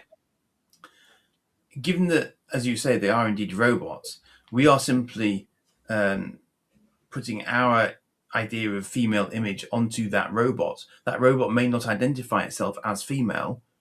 It simply happens to look and have a slightly higher pitched tone of voice. Therefore, we assign it a label of female because it's pink as well. But actually, the other robots may not think of her as a girl robot at all. No, there is that. Yeah, there is that. But, you know, I mean... I don't know. I have to say, I think that Blur was having a really good look at her exhaust. But yeah, I don't... I think it's... There's certain... Again, like I said, it's just me. I would just like them to be more alien. Treated as more alien, you know, rather than being a reflection of us or our society or whatever, you know. Just let them be alien. Just let them be. You know, because, I mean, it's the point of, like, a robot with PTSD. It's just like, how would that happen? You just update the software, or you know, you just sort of like you delete that line of code. It doesn't make any sense. You know, it just. Well, I mean, why are they? I mean, I think the vast majority of them are bipedal and stuff as well. Why? Why are they humanoid-looking robots? Well, to be fair, as a kid, that used to puzzle me as a kid as well. What robot would choose a form of a bird or a like a panther, a jaguar? Yeah, but the Ark did that, didn't it? Then the Ark reconfigured them into earthly forms for camouflage. So that's why they look like that. It's possible. You don't actually see that on screen, but it is possible. Well, you see Teletrans scanning vehicles and stuff, don't you, in the early episodes? Yeah, but you don't see it scanning, let's say, carbon-based life forms. It just scans vehicles. It doesn't scan any living things. This is true. Because at that point, I don't suppose Teletran would be aware that, you know, of living things. You know. Not aware of the carbon-based life forms. Yes, maybe it's like Vija from Star Trek motion picture. But yeah, but no, it scans sound wave. But I love the fact that you explained who Vija was, like no one else on the chat would know.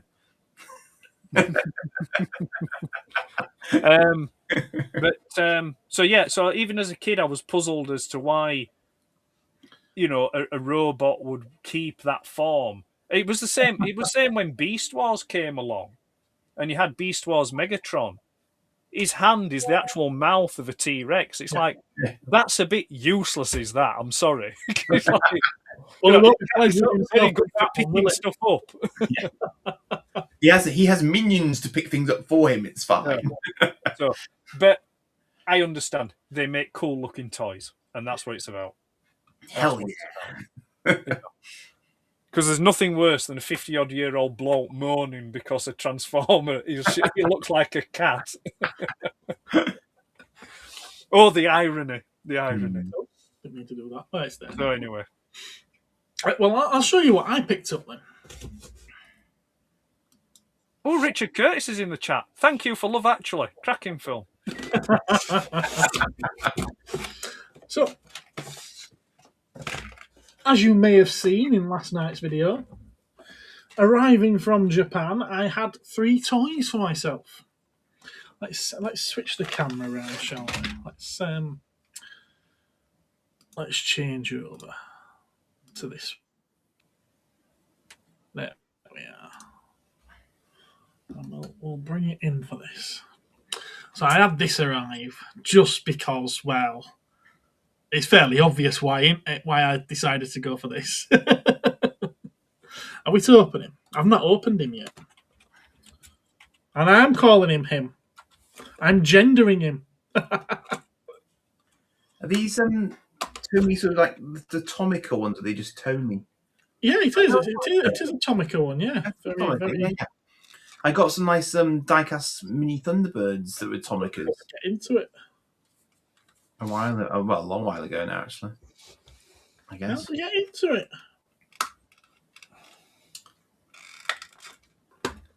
Manipulate the flaps, Gareth. Has he just ripped the box open? No, I haven't ripped it. No, I haven't ripped it. All right, we'll actually just come straight out the front.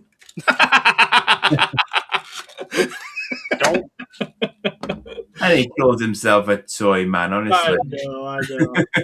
That's quite nice, isn't it? It's got rubber tyres. It's got suspension. Good old Tomica, bless him. Look at that. That's great. That is pretty sweet, is that, isn't it? Yeah, nice. It's even got opening doors. Oh, I'm buying more of these. Only thing I'm not so fond of is the little dome light. It should be a flat bar, shouldn't it? But it's right. cool. It's right for that model. Is it? Yeah. It's pretty cool, isn't it? I like that. Because that isn't Prowl. It's not Prowl. It's Prowl. No, it's not. It'll do. It's Prowl. It's close enough to be Prowl for me to call it Prowl. All right. In Gareth's headcanon, it's Prowl. It's Prowl. Yeah. It's not even the right model of car to be Prowl. Nissan Fairlady. You're bursting dreams here. So Nissan Fairlady. It says so on the box. Just read the full description. Oh, here we go. Fairlady 240ZG patrol car. There you go. Prowl is a 280 ZX. Oh, it's close enough. Everybody knew that. Close enough, Ed. It's close enough. Let's face it, only in G1 continuity is he what you've just said. There's been many other models of car in every other continuity, including none of this them have one. been that one. It is now. It is now. I like that. That's pretty sweet. No, but joking aside, yes, it does look nice. It does look nice. Yeah, that's a nice little model car. A half What's foot. the interior like on it, Gareth? Interior? I can't believe you've asked me that. Interior. I can You believe it. see that? It's black. It's black. Black plastic. I'll tell you what, next time I come up, I'll bring it up for you to have a look at if you're that interested in a bit of diecast. No, I'm just asking for the purpose of the video. It's fine. Okay, fair enough. Arsehole. And along with that, I got two more of these charming chaps, the Outer Spacemen from Four Horsemen. Oh, yes, we saw you getting these out, yeah. Which are pretty cool looking things. I'm not going to take them out of these bags right now because I might do an unboxing video, a video of them.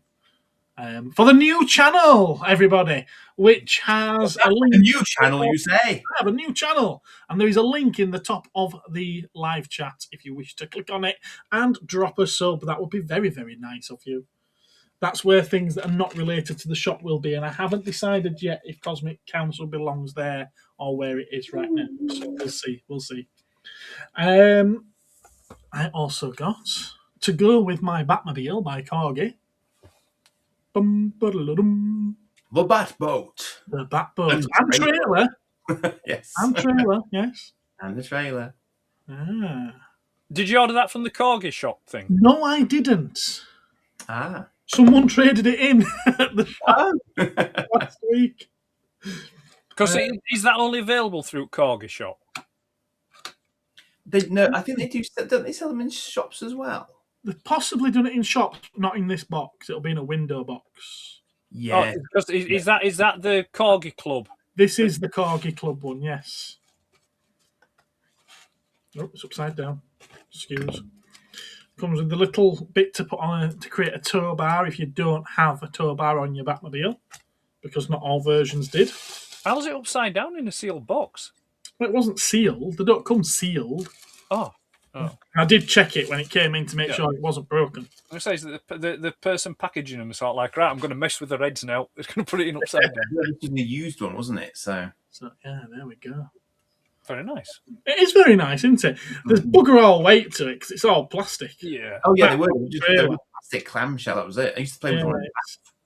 There's not a lot going in with it. It's very talk of heft. It's lacking, but it's a nice little model. And just like my Batmobile, I'm fairly sure it'll live in its box.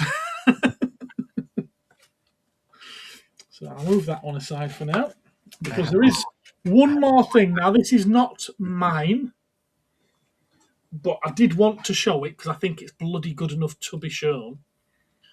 And that's this. Night of Light.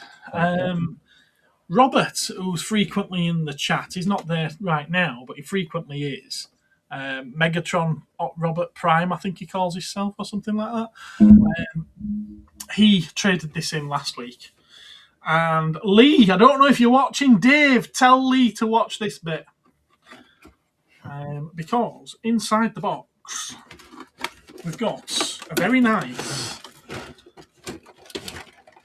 black Optimus Prime. Well, that's not what the picture showed. Well, they've used the same box, haven't they? Now, the box, because there's so much weight in the actual figure, and this box isn't really designed very well. It's obviously not strong enough for the weight of the figure. Why bother?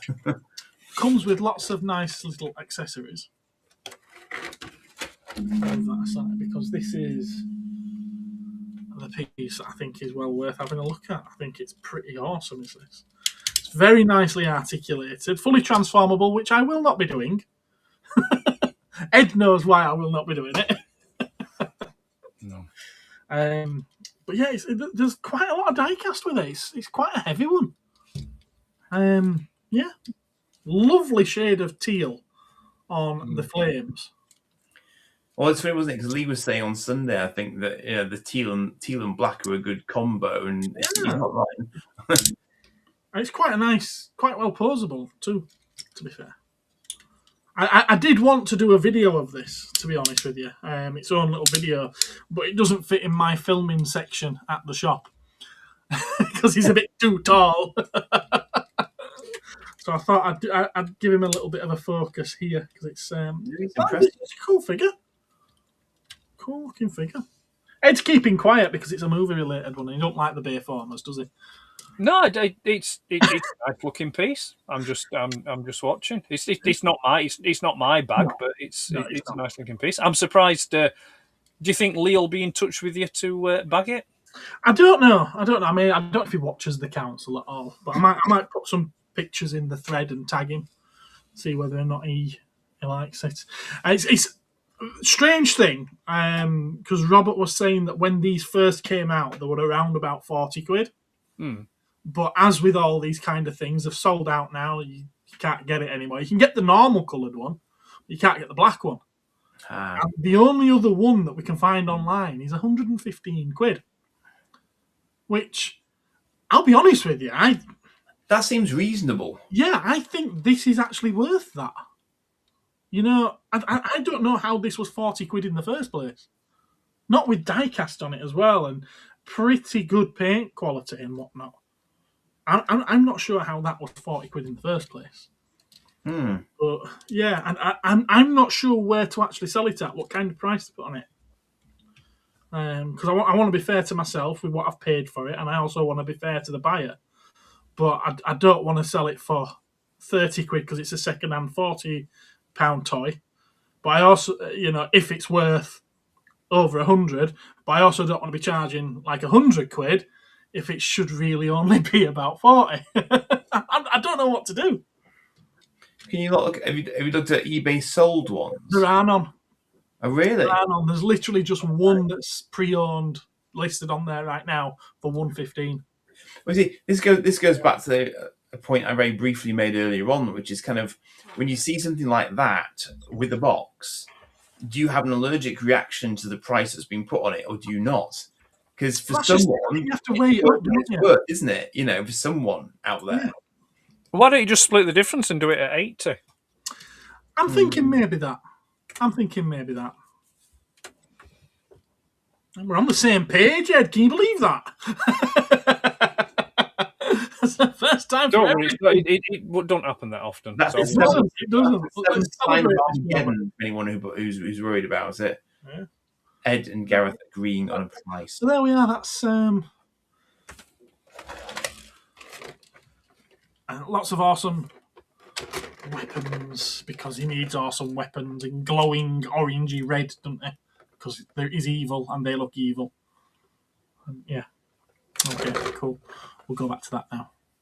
Was this intended to be sort of Prime when he was Oh yeah, because when he was a knight in that film, he was a bit evil, wasn't he? I don't know. I think it's just every time they do an Optimus Prime, they have to make a black version, don't they? Yeah. I think we discussed this just the other night. Yeah, it's as though it's like it's obligatory. It's like we've got Optimus Prime, right? We've got to do in black. You've got to release a black version. It's just if they can get away with doing a white one, they'll do a white one. Yeah, I mean it's also a little bit boring as well, but it's just like I think it's just that thing that they've got to do. I mean, we seem to have attracted a Rodimus into the chat. Hello, Rodimus, Rodimus Power Toy Collector. You're new. Haven't seen your name there before. Yeah. Welcome aboard. What's the emoji? Looks like I think it's a cat blowing a kiss. Or it might be going, ooh, I like that black pot. Right then. I'm afraid I do not know my emojis. No. I think it's one of the ones built into YouTube. They're not normal emojis. Are they not? No, they're not normal emojis. Gotta box this back up in its knackered box now. Dave, to your earlier question, Dave, yes, it should float because, as I say, I used to play with them in the bath and they definitely did float back. Oh, they all float down here. This one. Not that one. That one is likely to disappoint on the floating front. I feel.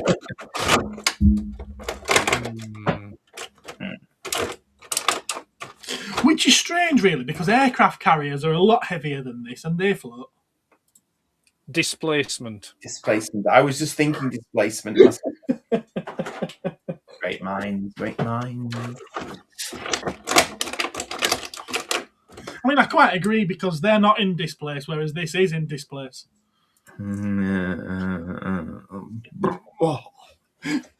What's Richard say? I forgot to show off my metal Danby. You've done it again, Danby.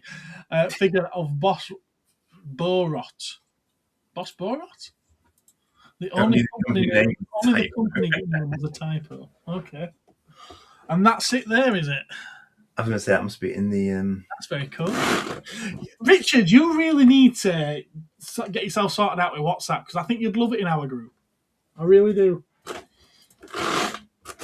He doesn't have WhatsApp. Is it Ben in disguise? Actually, no, Ben's on the group.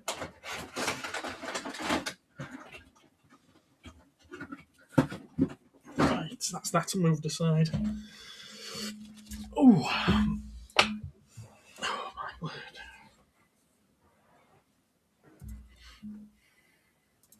What a night. Oh, what a night. If you were a cartoon character, what would be your favourite car?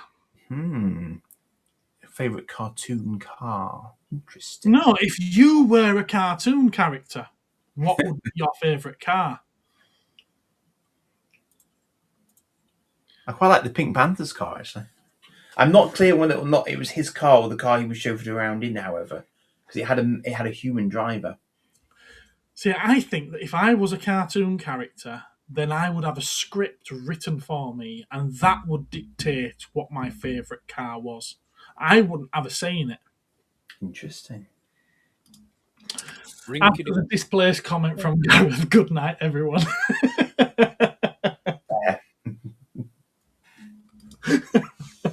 What does everybody think of the new He-Man? I did wonder if this was going to be a topic of tonight. I think it looks bloody brilliant. That's me done. What do you guys think? I was not a strong follower of He-Man, so I don't have massively strong opinions about it. No, I did briefly look at that Netflix cartoon thing that was on. Actually, no, sorry. No, I tell a lie. I enjoyed the Kevin Smith one. I think I've only watched the first one, but I quite enjoyed that because it was nodding the head vigorously to the original series. I got that. I appreciated that. But there was that other Netflix New Adventures of thing, which I thought was 10 times better than the Kevin Smith one. Really? I didn't. I did. Yeah. You liked the Kevin Smith one? It looked like Fisher Price He-Man. It was like, what the hell? Sorry, Andy. Sorry, you said you liked the Kevin Smith one? Yeah. Bye. Wow. That's almost Bieber level. It felt like my He-Man, though, from what I remember. It felt like your He-Man. You've just said I wasn't much of a He-Man. No, but I did. I know the character. So your He-Man is where in the first episode they kill everybody off. Teela's a spoilt little bitch that's complaining that her best friend didn't trust her with his secret. I forgot to mention that I had my rose-coloured spectacles on. Andy's would have been Mr. Bean. Ed's would be Herbie. Herbie was a cartoon. Was it? Car. Herbie was a car. Herbie. I'd drive around in Herbie. I'd drive around in Herbie. Yeah, Herbie'd be pretty cool. You'd be saying if you were a cartoon character. You can have a real life. I'm trying to make sense of what Joe's saying. Why the hell am I trying to make sense of what Cartoon character. I think, if you were in the Roger Rabbit universe, did you see four figure? Drive real things. If we take it as a car, I would be Roger Rabbit, and I think I would prefer Christine to the yellow car that he had. Now I had what? That he had. That he had. Okay. Looks good. Should we give it a chance? We should give it a chance, rather. Yeah. Can I just ask, how many Idris Elbas are there in the world? Because he seems to be in every single bloody film going and every TV series. Better him than Pedro Pascal. Doesn't the man ever sleep? I mean, it's like, what the hell? Yeah, but I mean, Pedro Pascal. That's all I can say to that one. I mean, you have to take into account, though, that most movies now are probably made a good maybe 2 or 18 months before they're released anyway. So this Masters of the Universe film was probably filmed at the beginning of last year some point. It's been done and in the bag. I think they started filming it in summer. Well, I was going to say, I wonder what the turnaround time is these days, because a lot of it's CGI, of course. Because I can remember everyone screaming and crying at the leaked pictures of him in the street with a police officer by his side. And they were holding the sword, which is obviously just stolen from the shop that's in the trailer. Right. And they're all saying, "Oh my God, how can he be Prince Adam? He don't look anything like Prince Adam." And I was like, it's a buff dude in a pink shirt. Looks just like Prince Adam to me. That's very cool. Reimagining. Date Motability Scooter Jet. Oh, Joe. Really? Really, Joe? You're going beyond silly now. Stop it. I'm not. If you carry on like this, I will not let you back on the open mic night. You'll be sat in the corner with Cosmic Toyman. Does he mean? I think I'm going to translate now. I think he means an upgraded mobility scooter. I don't know. I didn't read enough of the comment to try and think what it actually meant. So Dave's up for a cinema trip for it. It looks like it could be good fun. Get on train then. If I was Jay. Okay, I think we get it. You like a Lamborghini Countach, and there's nothing wrong with that. It's a good car. It's a good-looking car. He wants a side swipe, does he? It's the thought of him being Jenny from Bucky O'Hare. Yeah, I'm just kind of like the Lamborghini I get. Why do you want to be a girl rabbit? Right, Dave, come here. Let me just explain something to you, Sparky. You're a boy. Don't you destroy his dreams like that. Don't worry, Dave. You can be whatever you want to be. Ben says he'd rather have the Miura. It's a nice car, isn't it? I'd have a Bugatti. Shame on. Very nice. Do you not think the Bugatti's a bit like a Lamborghini but on steroids? I'm going to say my fuel efficiency is going to be for shit, but apart from that, the thing is though, it's interesting. They're all nice cars that you're mentioning, but they're completely and utterly, totally impractical for the on UK. Our roads. Yeah. And your point is, potholes. Secondly, speed bumps. First speed bump you come to, you're ripping the bottom valance off any of those cars. I want to know why there's so many barbers in Dewsbury and burger shops that have a Lamborghini parked up outside. Baffles me, does that? Simple. There's a lot better money in hair, in men's haircuts There is. and burgers and chicken burgers and whatnot than what I ever thought there was. Certainly a lot more than what there is in vintage toys, which is surprisingly expensive in Dewsbury, I hear. Yeah. Yeah. Moving on. What about the Magic School Bus? Oh my. I always. I'm a man, but I like Bucky O'Hare and Lamborghinis. So if he likes Bucky O'Hare, he has to be Jenny, because Jenny liked Bucky O'Hare as well. Right then.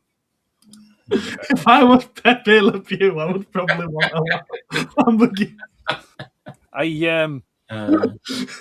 I know it's an older car, but I've always had a soft spot for an Aston Martin Vantage. Oh. But in yellow, it would have to be yellow.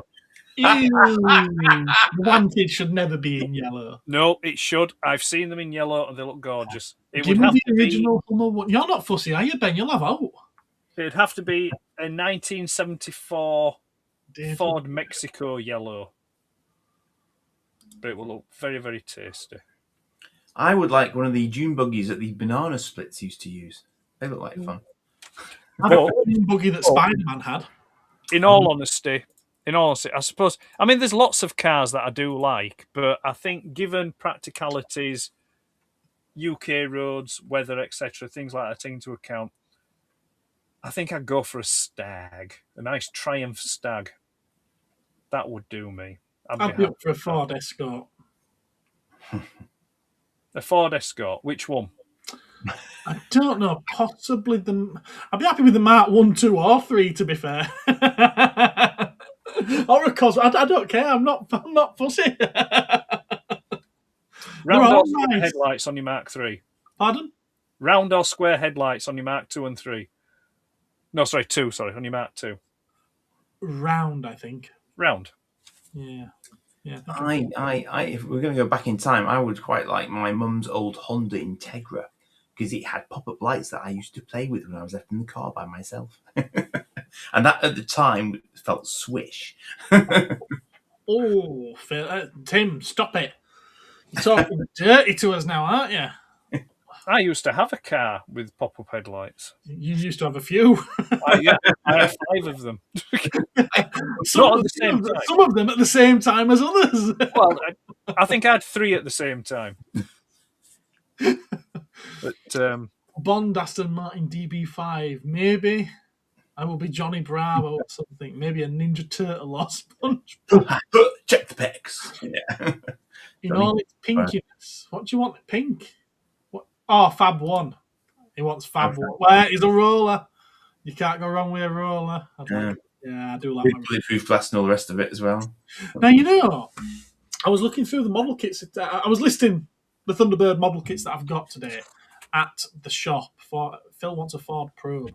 And as I was trying to gauge prices and everything, as I was doing my research, another one in the same line came up, and it's the In My model kits with the nice retro artwork on the boxes. They're ancient.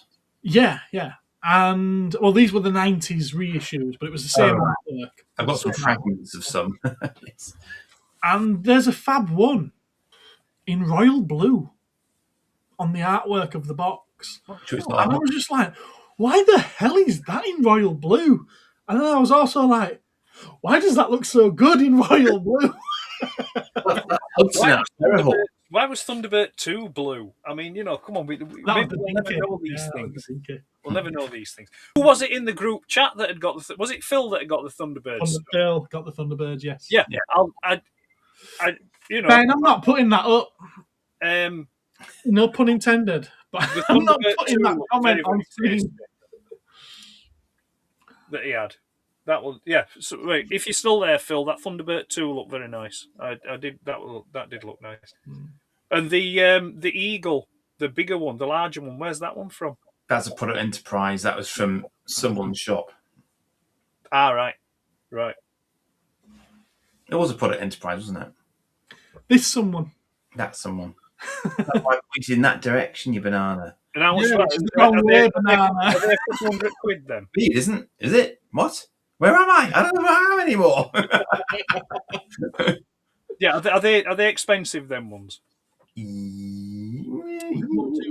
Relatively speaking. The what? Relatively speaking, in the box, yes. Over 100. Yeah. There were 50 quid when they came out. Talking about, but Sorry, Gareth, what did you say? Because you and Andy keep speaking at the same time. Sorry, Gareth, what were you saying? There were 50 quid when they came out, but that's going back about 20 years. All right, have they been out so long? Yeah, you can't. The product enterprise has long since gone bust. Right. I missed those two. Yeah. It was, I think it was 125 that Phil paid for it. Right. So do they are they functioning? Do they like the compartments and stuff come on, the pods? You'd have to ask Andy or Phil. Phil, does the pod come off? He's not asking Andy. Oh, sorry, Andy. This Andy. Andy, have you got one? No. Yeah, go on. No, go on. Go get it. Go get it. Stay with me, please, caller. Go on. Get off. Wanker. Heard that. Phil says, yes, they are nice. What about the Towns bike? What about it? 100-ish. We don't use that nickname for Gareth now, Joe. What nickname's that? I don't know. I think it's Towns bike. I don't know. I won't be talking about him or generally talking about what? What? Oh, Joe, please. Stop it. Bless you. It don't get any better. Stop it. So there is one more topic that I'd like to get onto. So we'll do that when Andy's finished with this. Go on, then we'll stick him on. No, not me. Go on, Andy. There you go. He's doing it. Look at that. Wonder did you dinky eagle? Does the pod bit come off? Yeah, I think I'm pretty sure it does, but it's been a long time since I did it. But yeah, yes, don't try it because I don't want you to. I won't want you to break it. But what, like a certain Matchbox helicopter? Yeah. Andy, stop. Fine. Yes. Right. Is it magnetized or is it a clip? No, it's a little clip. You see that?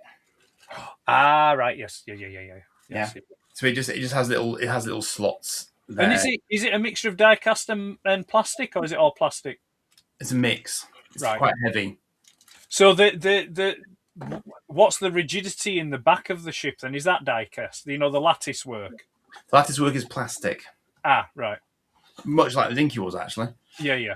Well, no, the dinky one had a metal bar running underneath it though. Didn't it? But this does not. So no, that don't know. Best to be careful with them. Yeah. It's impressive that this works. I think that's the reason they've done it front and back join. Yeah. Because this in and of itself is heavy as all heck. That's metal. Right. I mean, I must admit, I'm less keen on that module. I don't like the sticky out bits on that module. This is did do lots of different ones. This is the Science Lab one, which you didn't get with the dinky. Yeah. It is show accurate. Oh yeah. But I prefer the leaner straight lines. I got this in the rather nice sort of Moonbase set. Right. Big breakaway sort of Moonbase set. And it comes with a booster pack for the Eagle and a little sort of laser tank and stuff as well. So it's quite sexy.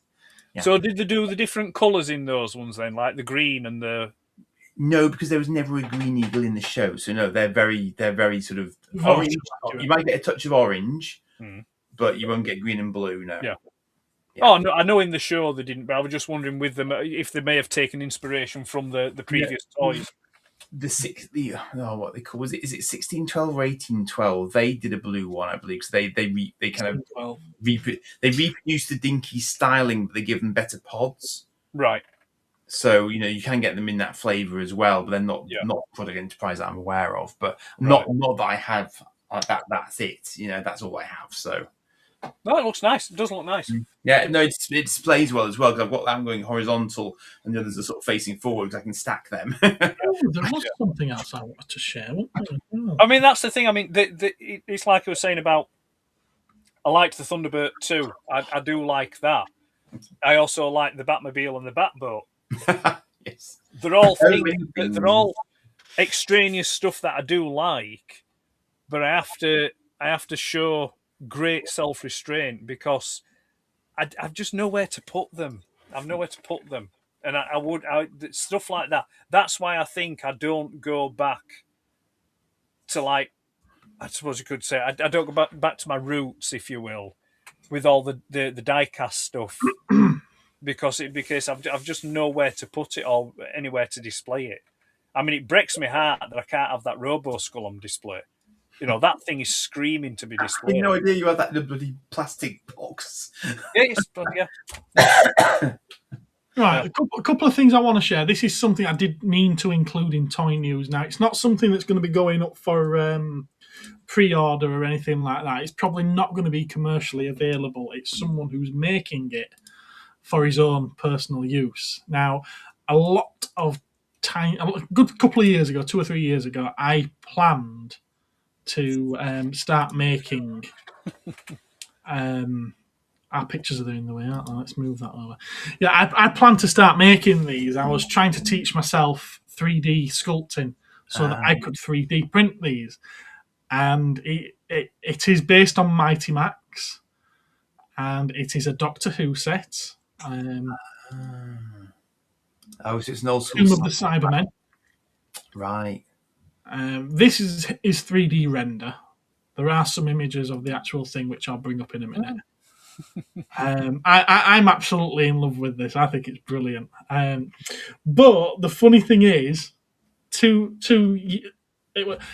October 23 was the last time I edited my ideas page for this.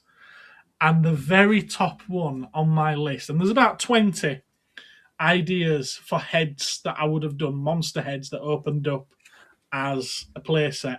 And the very top one is Tomb of the Cybermen. And he's done it. He's done it far better than I ever could have possibly done it. And I hope he makes it available for us to either 3D print our own. He's even gone as far as putting the Bluebird logo on the back there. I love it. I do. I absolutely love it. But yeah, I hope he makes these available. Because I want one. I kind of need it. But you've got a 3D printer, haven't you? I do have a 3D printer, but I can't just, No, but hopefully he's made the files available. That's just it. He hasn't yet. I'm hoping that he does. Even if he charges for them, I'd be quite happy. I'm sure that there's some more images. Yes, I am going through a Facebook group. I don't know whether I should be sharing these names, but they've put them on public. Well, they're on Facebook. I mean, I wouldn't worry about it. Problem with it. I think at the top of the page he's got something. There we are. Look at that. That's a failed one. It's got a crack down the side of it, a split, but still. It's awesome. So clever. So clever. It's fascinating. Please, Rob, I want one. It is, I can respect the engineering and the design of it, and I just, because it's 3D printed, my concern would be the tolerance and the rigidity of the materials. Yeah, that one in particular is resin. I'd be tempted to give it a try in plastic. You're not going to get as good detail off the plastic one, but it might be a little bit more. Especially with it sealing with that clip. There's possibly just snapping. Yeah. Whereas the plastic one would be better for that. That's what. Yeah. But he's done a cracking job. Yeah, really has done a cracking job. No pun intended. No, not at all. So get rid of that because the next thing that we was going to do, a new segment, which I've been thinking about doing for a while, and it's Stupid shit I've seen online this week. What? Well, that probably covers all our videos for the past week. Yeah, it probably does. There we are. Andy provided a few choice selections, so we'll start with his. I've only got one that I want to share, actually. But this one's Andy's. So, Andy, stupid shit you saw online this week.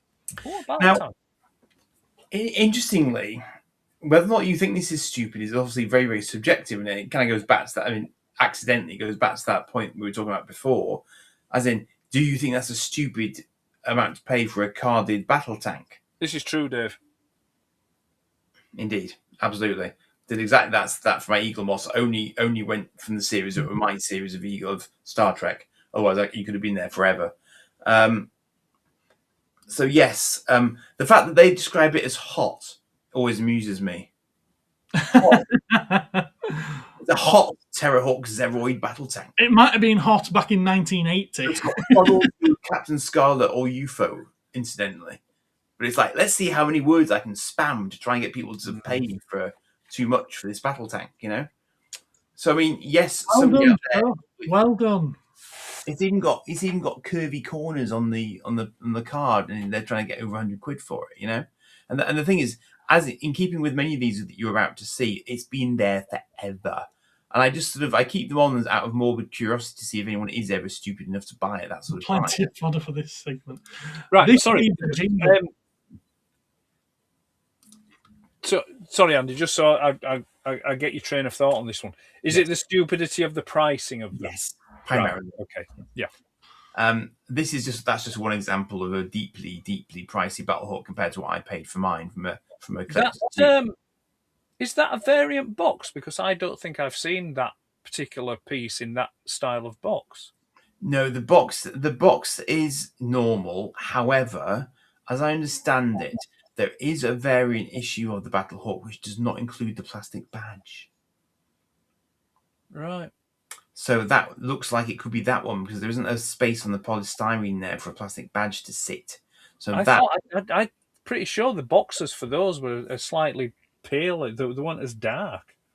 I think it's just the way it's photographed. I think they've got the light behind I think they've got the light behind the box. Maybe. Right. Okay. Just no. Just no. That's like 4 times what it should be. So what's that? £404, or buy it now at 67. No, that 67 is the postage. Yeah. No, I know. It's just like no. It's like no. Yeah, get in the sea. Go get in the sea. It's a hard no. Yeah. But the thing is, though, I mean, there's probably some poor schmuck that'll come along and buy it. If it's the only one on eBay at that point in time, possibly, yes. Maybe because they just don't realise. Yeah. They might be a bit drunk. You never know. Yeah. Drunk purchase. But no, I think that's the thing with eBay. You've got 3 avenues with eBay. You've got sometimes things that'll be that cheap. You think, no, that can't be right. Then you'll get on average, the stuff that's sensibly and where you expect it to be. And then the third option, stuff like this, where it's just the third option is the batshit crazy option. Yeah, it's just like, what, are you high? Or you're looking and you think, oh, is that in yen? Ah, dear. It's a nice ship, but it's not that nice. It's all right. It's not the Enterprise A. There's a theme with these, isn't there, Andy? There is a bit. These are the ones I've been watching forever, basically, just out of wry amusement. These are like graded in boxes. I'm glad that Hawkwing I was able to hook you up with wasn't that much. Yeah, I mean, it's just crazy. Like, it's only 85% as well. It's not like it's an uber mint one, apparently. I mean, to be fair, those ones have been UKG graded to 85 and 80%. Still massively overpriced. I mean, I recall back in the day when these came out, I can remember seeing them on the toy shelves, and I did think they looked really nice. And it was, I watched Terrahawks. I used to enjoy watching Terrahawks, but it was always that thing where it was like I would like one of those with the badge, you see. But there was always something else. £10,000, ladies and gentlemen. It's got free postage. Free postage. Well, hey, sold. You know, like 58 watching brackets out of morbid curiosity. Yeah. It's like tell me you're retarded without actually telling me that you are. I think we've got an outer box in the picture. It's just like it just comes on a siren foam, you know, like that's it. This just annoys me because I never see another one of these. That's the buggering thing. I want this and I can't get it because I won't pay that for it. No. It's simples. The frustrating thing is I had that. I had the full set, but I got rid of Zoltar because it was throwing the balance of the display off. And I was just like, no, really? I've got to go. And I got rid of him. I sold him. Because I always meant to. I mean, actually, this ties back to the original topic. I'm not bothered now. I've given up, but I did intend, and I was looking round for, because they did the alternates where they're just dressed in civilian clothes. I've got most of those now. I've been. And then they did the versions with where they haven't got a helmet on. Right. Yeah, it's either one of those. Yeah, I've got that. It's one of those. Right. Which is her without helmet and with a different vehicle. You can get it in that format, I believe. And then the only one example I've got to show you for stupid shit I've seen online this week is... It was your bloody idea, come on. I know. Well, I see stuff all the time and I think I want to talk about that. And I never do. I never did do. And then this particular one came up and I'm like, it's stupid. I've got to. Yeah, I've got to. And to put it in context, someone had made this knock-up. It's like, this is the first year that Godzilla has not been nominated for an Oscar. Well, for one thing, there hasn't been an Oscar, a Godzilla film in the past year. So, yeah. The previous year, there was a Godzilla film, and it won an Oscar. To which this comment, which I'm going to show you, is referring to. But it's how he chooses to describe the American Godzilla that makes me laugh so much. Bearing in mind what the Japanese Godzilla was. Godzilla -1 already won an Oscar, something that Legendary's Power Rangers nonsense Godzilla will never do, for obvious reasons. And I was just like, you're knocking the American Godzilla for being like Power Rangers. You've never seen a Japanese Godzilla film. It's literally a man in a rubber suit knocking down cardboard buildings. There's no Power Rangers in it. No, there's no Power Rangers in it, but he's trying to compare the American Godzilla to Power Rangers when the Japanese, whilst bolstering the Japanese one, when the Japanese one was literally what spawned Power Rangers. Like, does he realise the irony in that post? Hence, stupid shit I've seen online this week. There have been many years that Godzilla didn't win an Oscar. I mean, I'm not being funny as well. I mean, one Oscar, and that's it that he's talking about. You've got to think of the logistics. I mean, how would Godzilla go to actually collect the Oscar? Exactly, yeah. I mean, every footstep would sort of like knock all of the Oscars over, wouldn't it? I think he'd probably send a representative. What? Of Power Rangers fame. They're like, yeah, Godzuki, go and fetch us that statue for us, Cock. The Red Ranger, obviously, because they're best buddies, you know. Always appear in things together all the time. I am going to be saving up things in future. I'll be screenshotting an awful lot of stuff for this very short segment. It's going to become the show, isn't it? Stupid shit I've seen online. Oh dear, we could be here for some time. Yes. We could.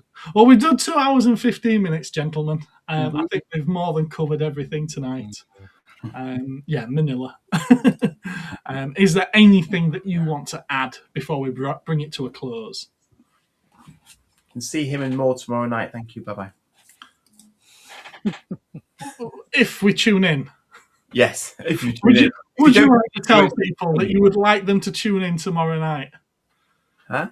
Would you like to tell people that you might like them to tune in tomorrow night to see? I just did very, very efficiently. That's What it. what time tomorrow? It's just not that. 7:30. 7:30. Same back channel. About 8ish probably. 8. It's not just this. There is dinky diecast content in there as well. I hasten to add. Okay. And some Spider-Man content. Just saying. We might tune into it. Okay. What? Hey? What? Hey? What? Do you have anything coming up, Ed? No, that's why we're asking, because I've got one, and I might drop it after yours. Ah. Oh, okay. Do you want to tell the audience about it? That was a leading question. Not particularly. No, they'll have to watch it if they want to know what it's about. Why tell them? They're fucking. Well, they might watch it if it sounds like something they might be interested in. No. Has he got toys in it, Ed? Well, I should hope so. Well, he might have had Spectrums. I mean, it's possible. It's got him in it. The Doctor. Excellent. Okay. Excellent. And it's got him in it. Got him in it. Him. But it won't be a premiere. I won't be there for chats or all like that. I'll just drop it. I'll just put it there. I think it's only about 15 minutes. Might not even be that. Double bubble, says Martin. Double bubble. Bubble on both channels. I've actually got nothing ready to go. I haven't got any plans for anything ready to go, which is really interesting considering this is the week I've launched a new channel. I've got nothing that I'm thinking about throwing at it. Empty promises. Empty promises. Is the Cosmic Toy Man going to do something instead there? He might do. I'll have to think of something. I did actually, because I threw up the unboxing video of that as a short, as the first video on that channel. And short, yes. It did occur to me afterwards that maybe I should have altered the voice to be Cosmic Toyman's voice.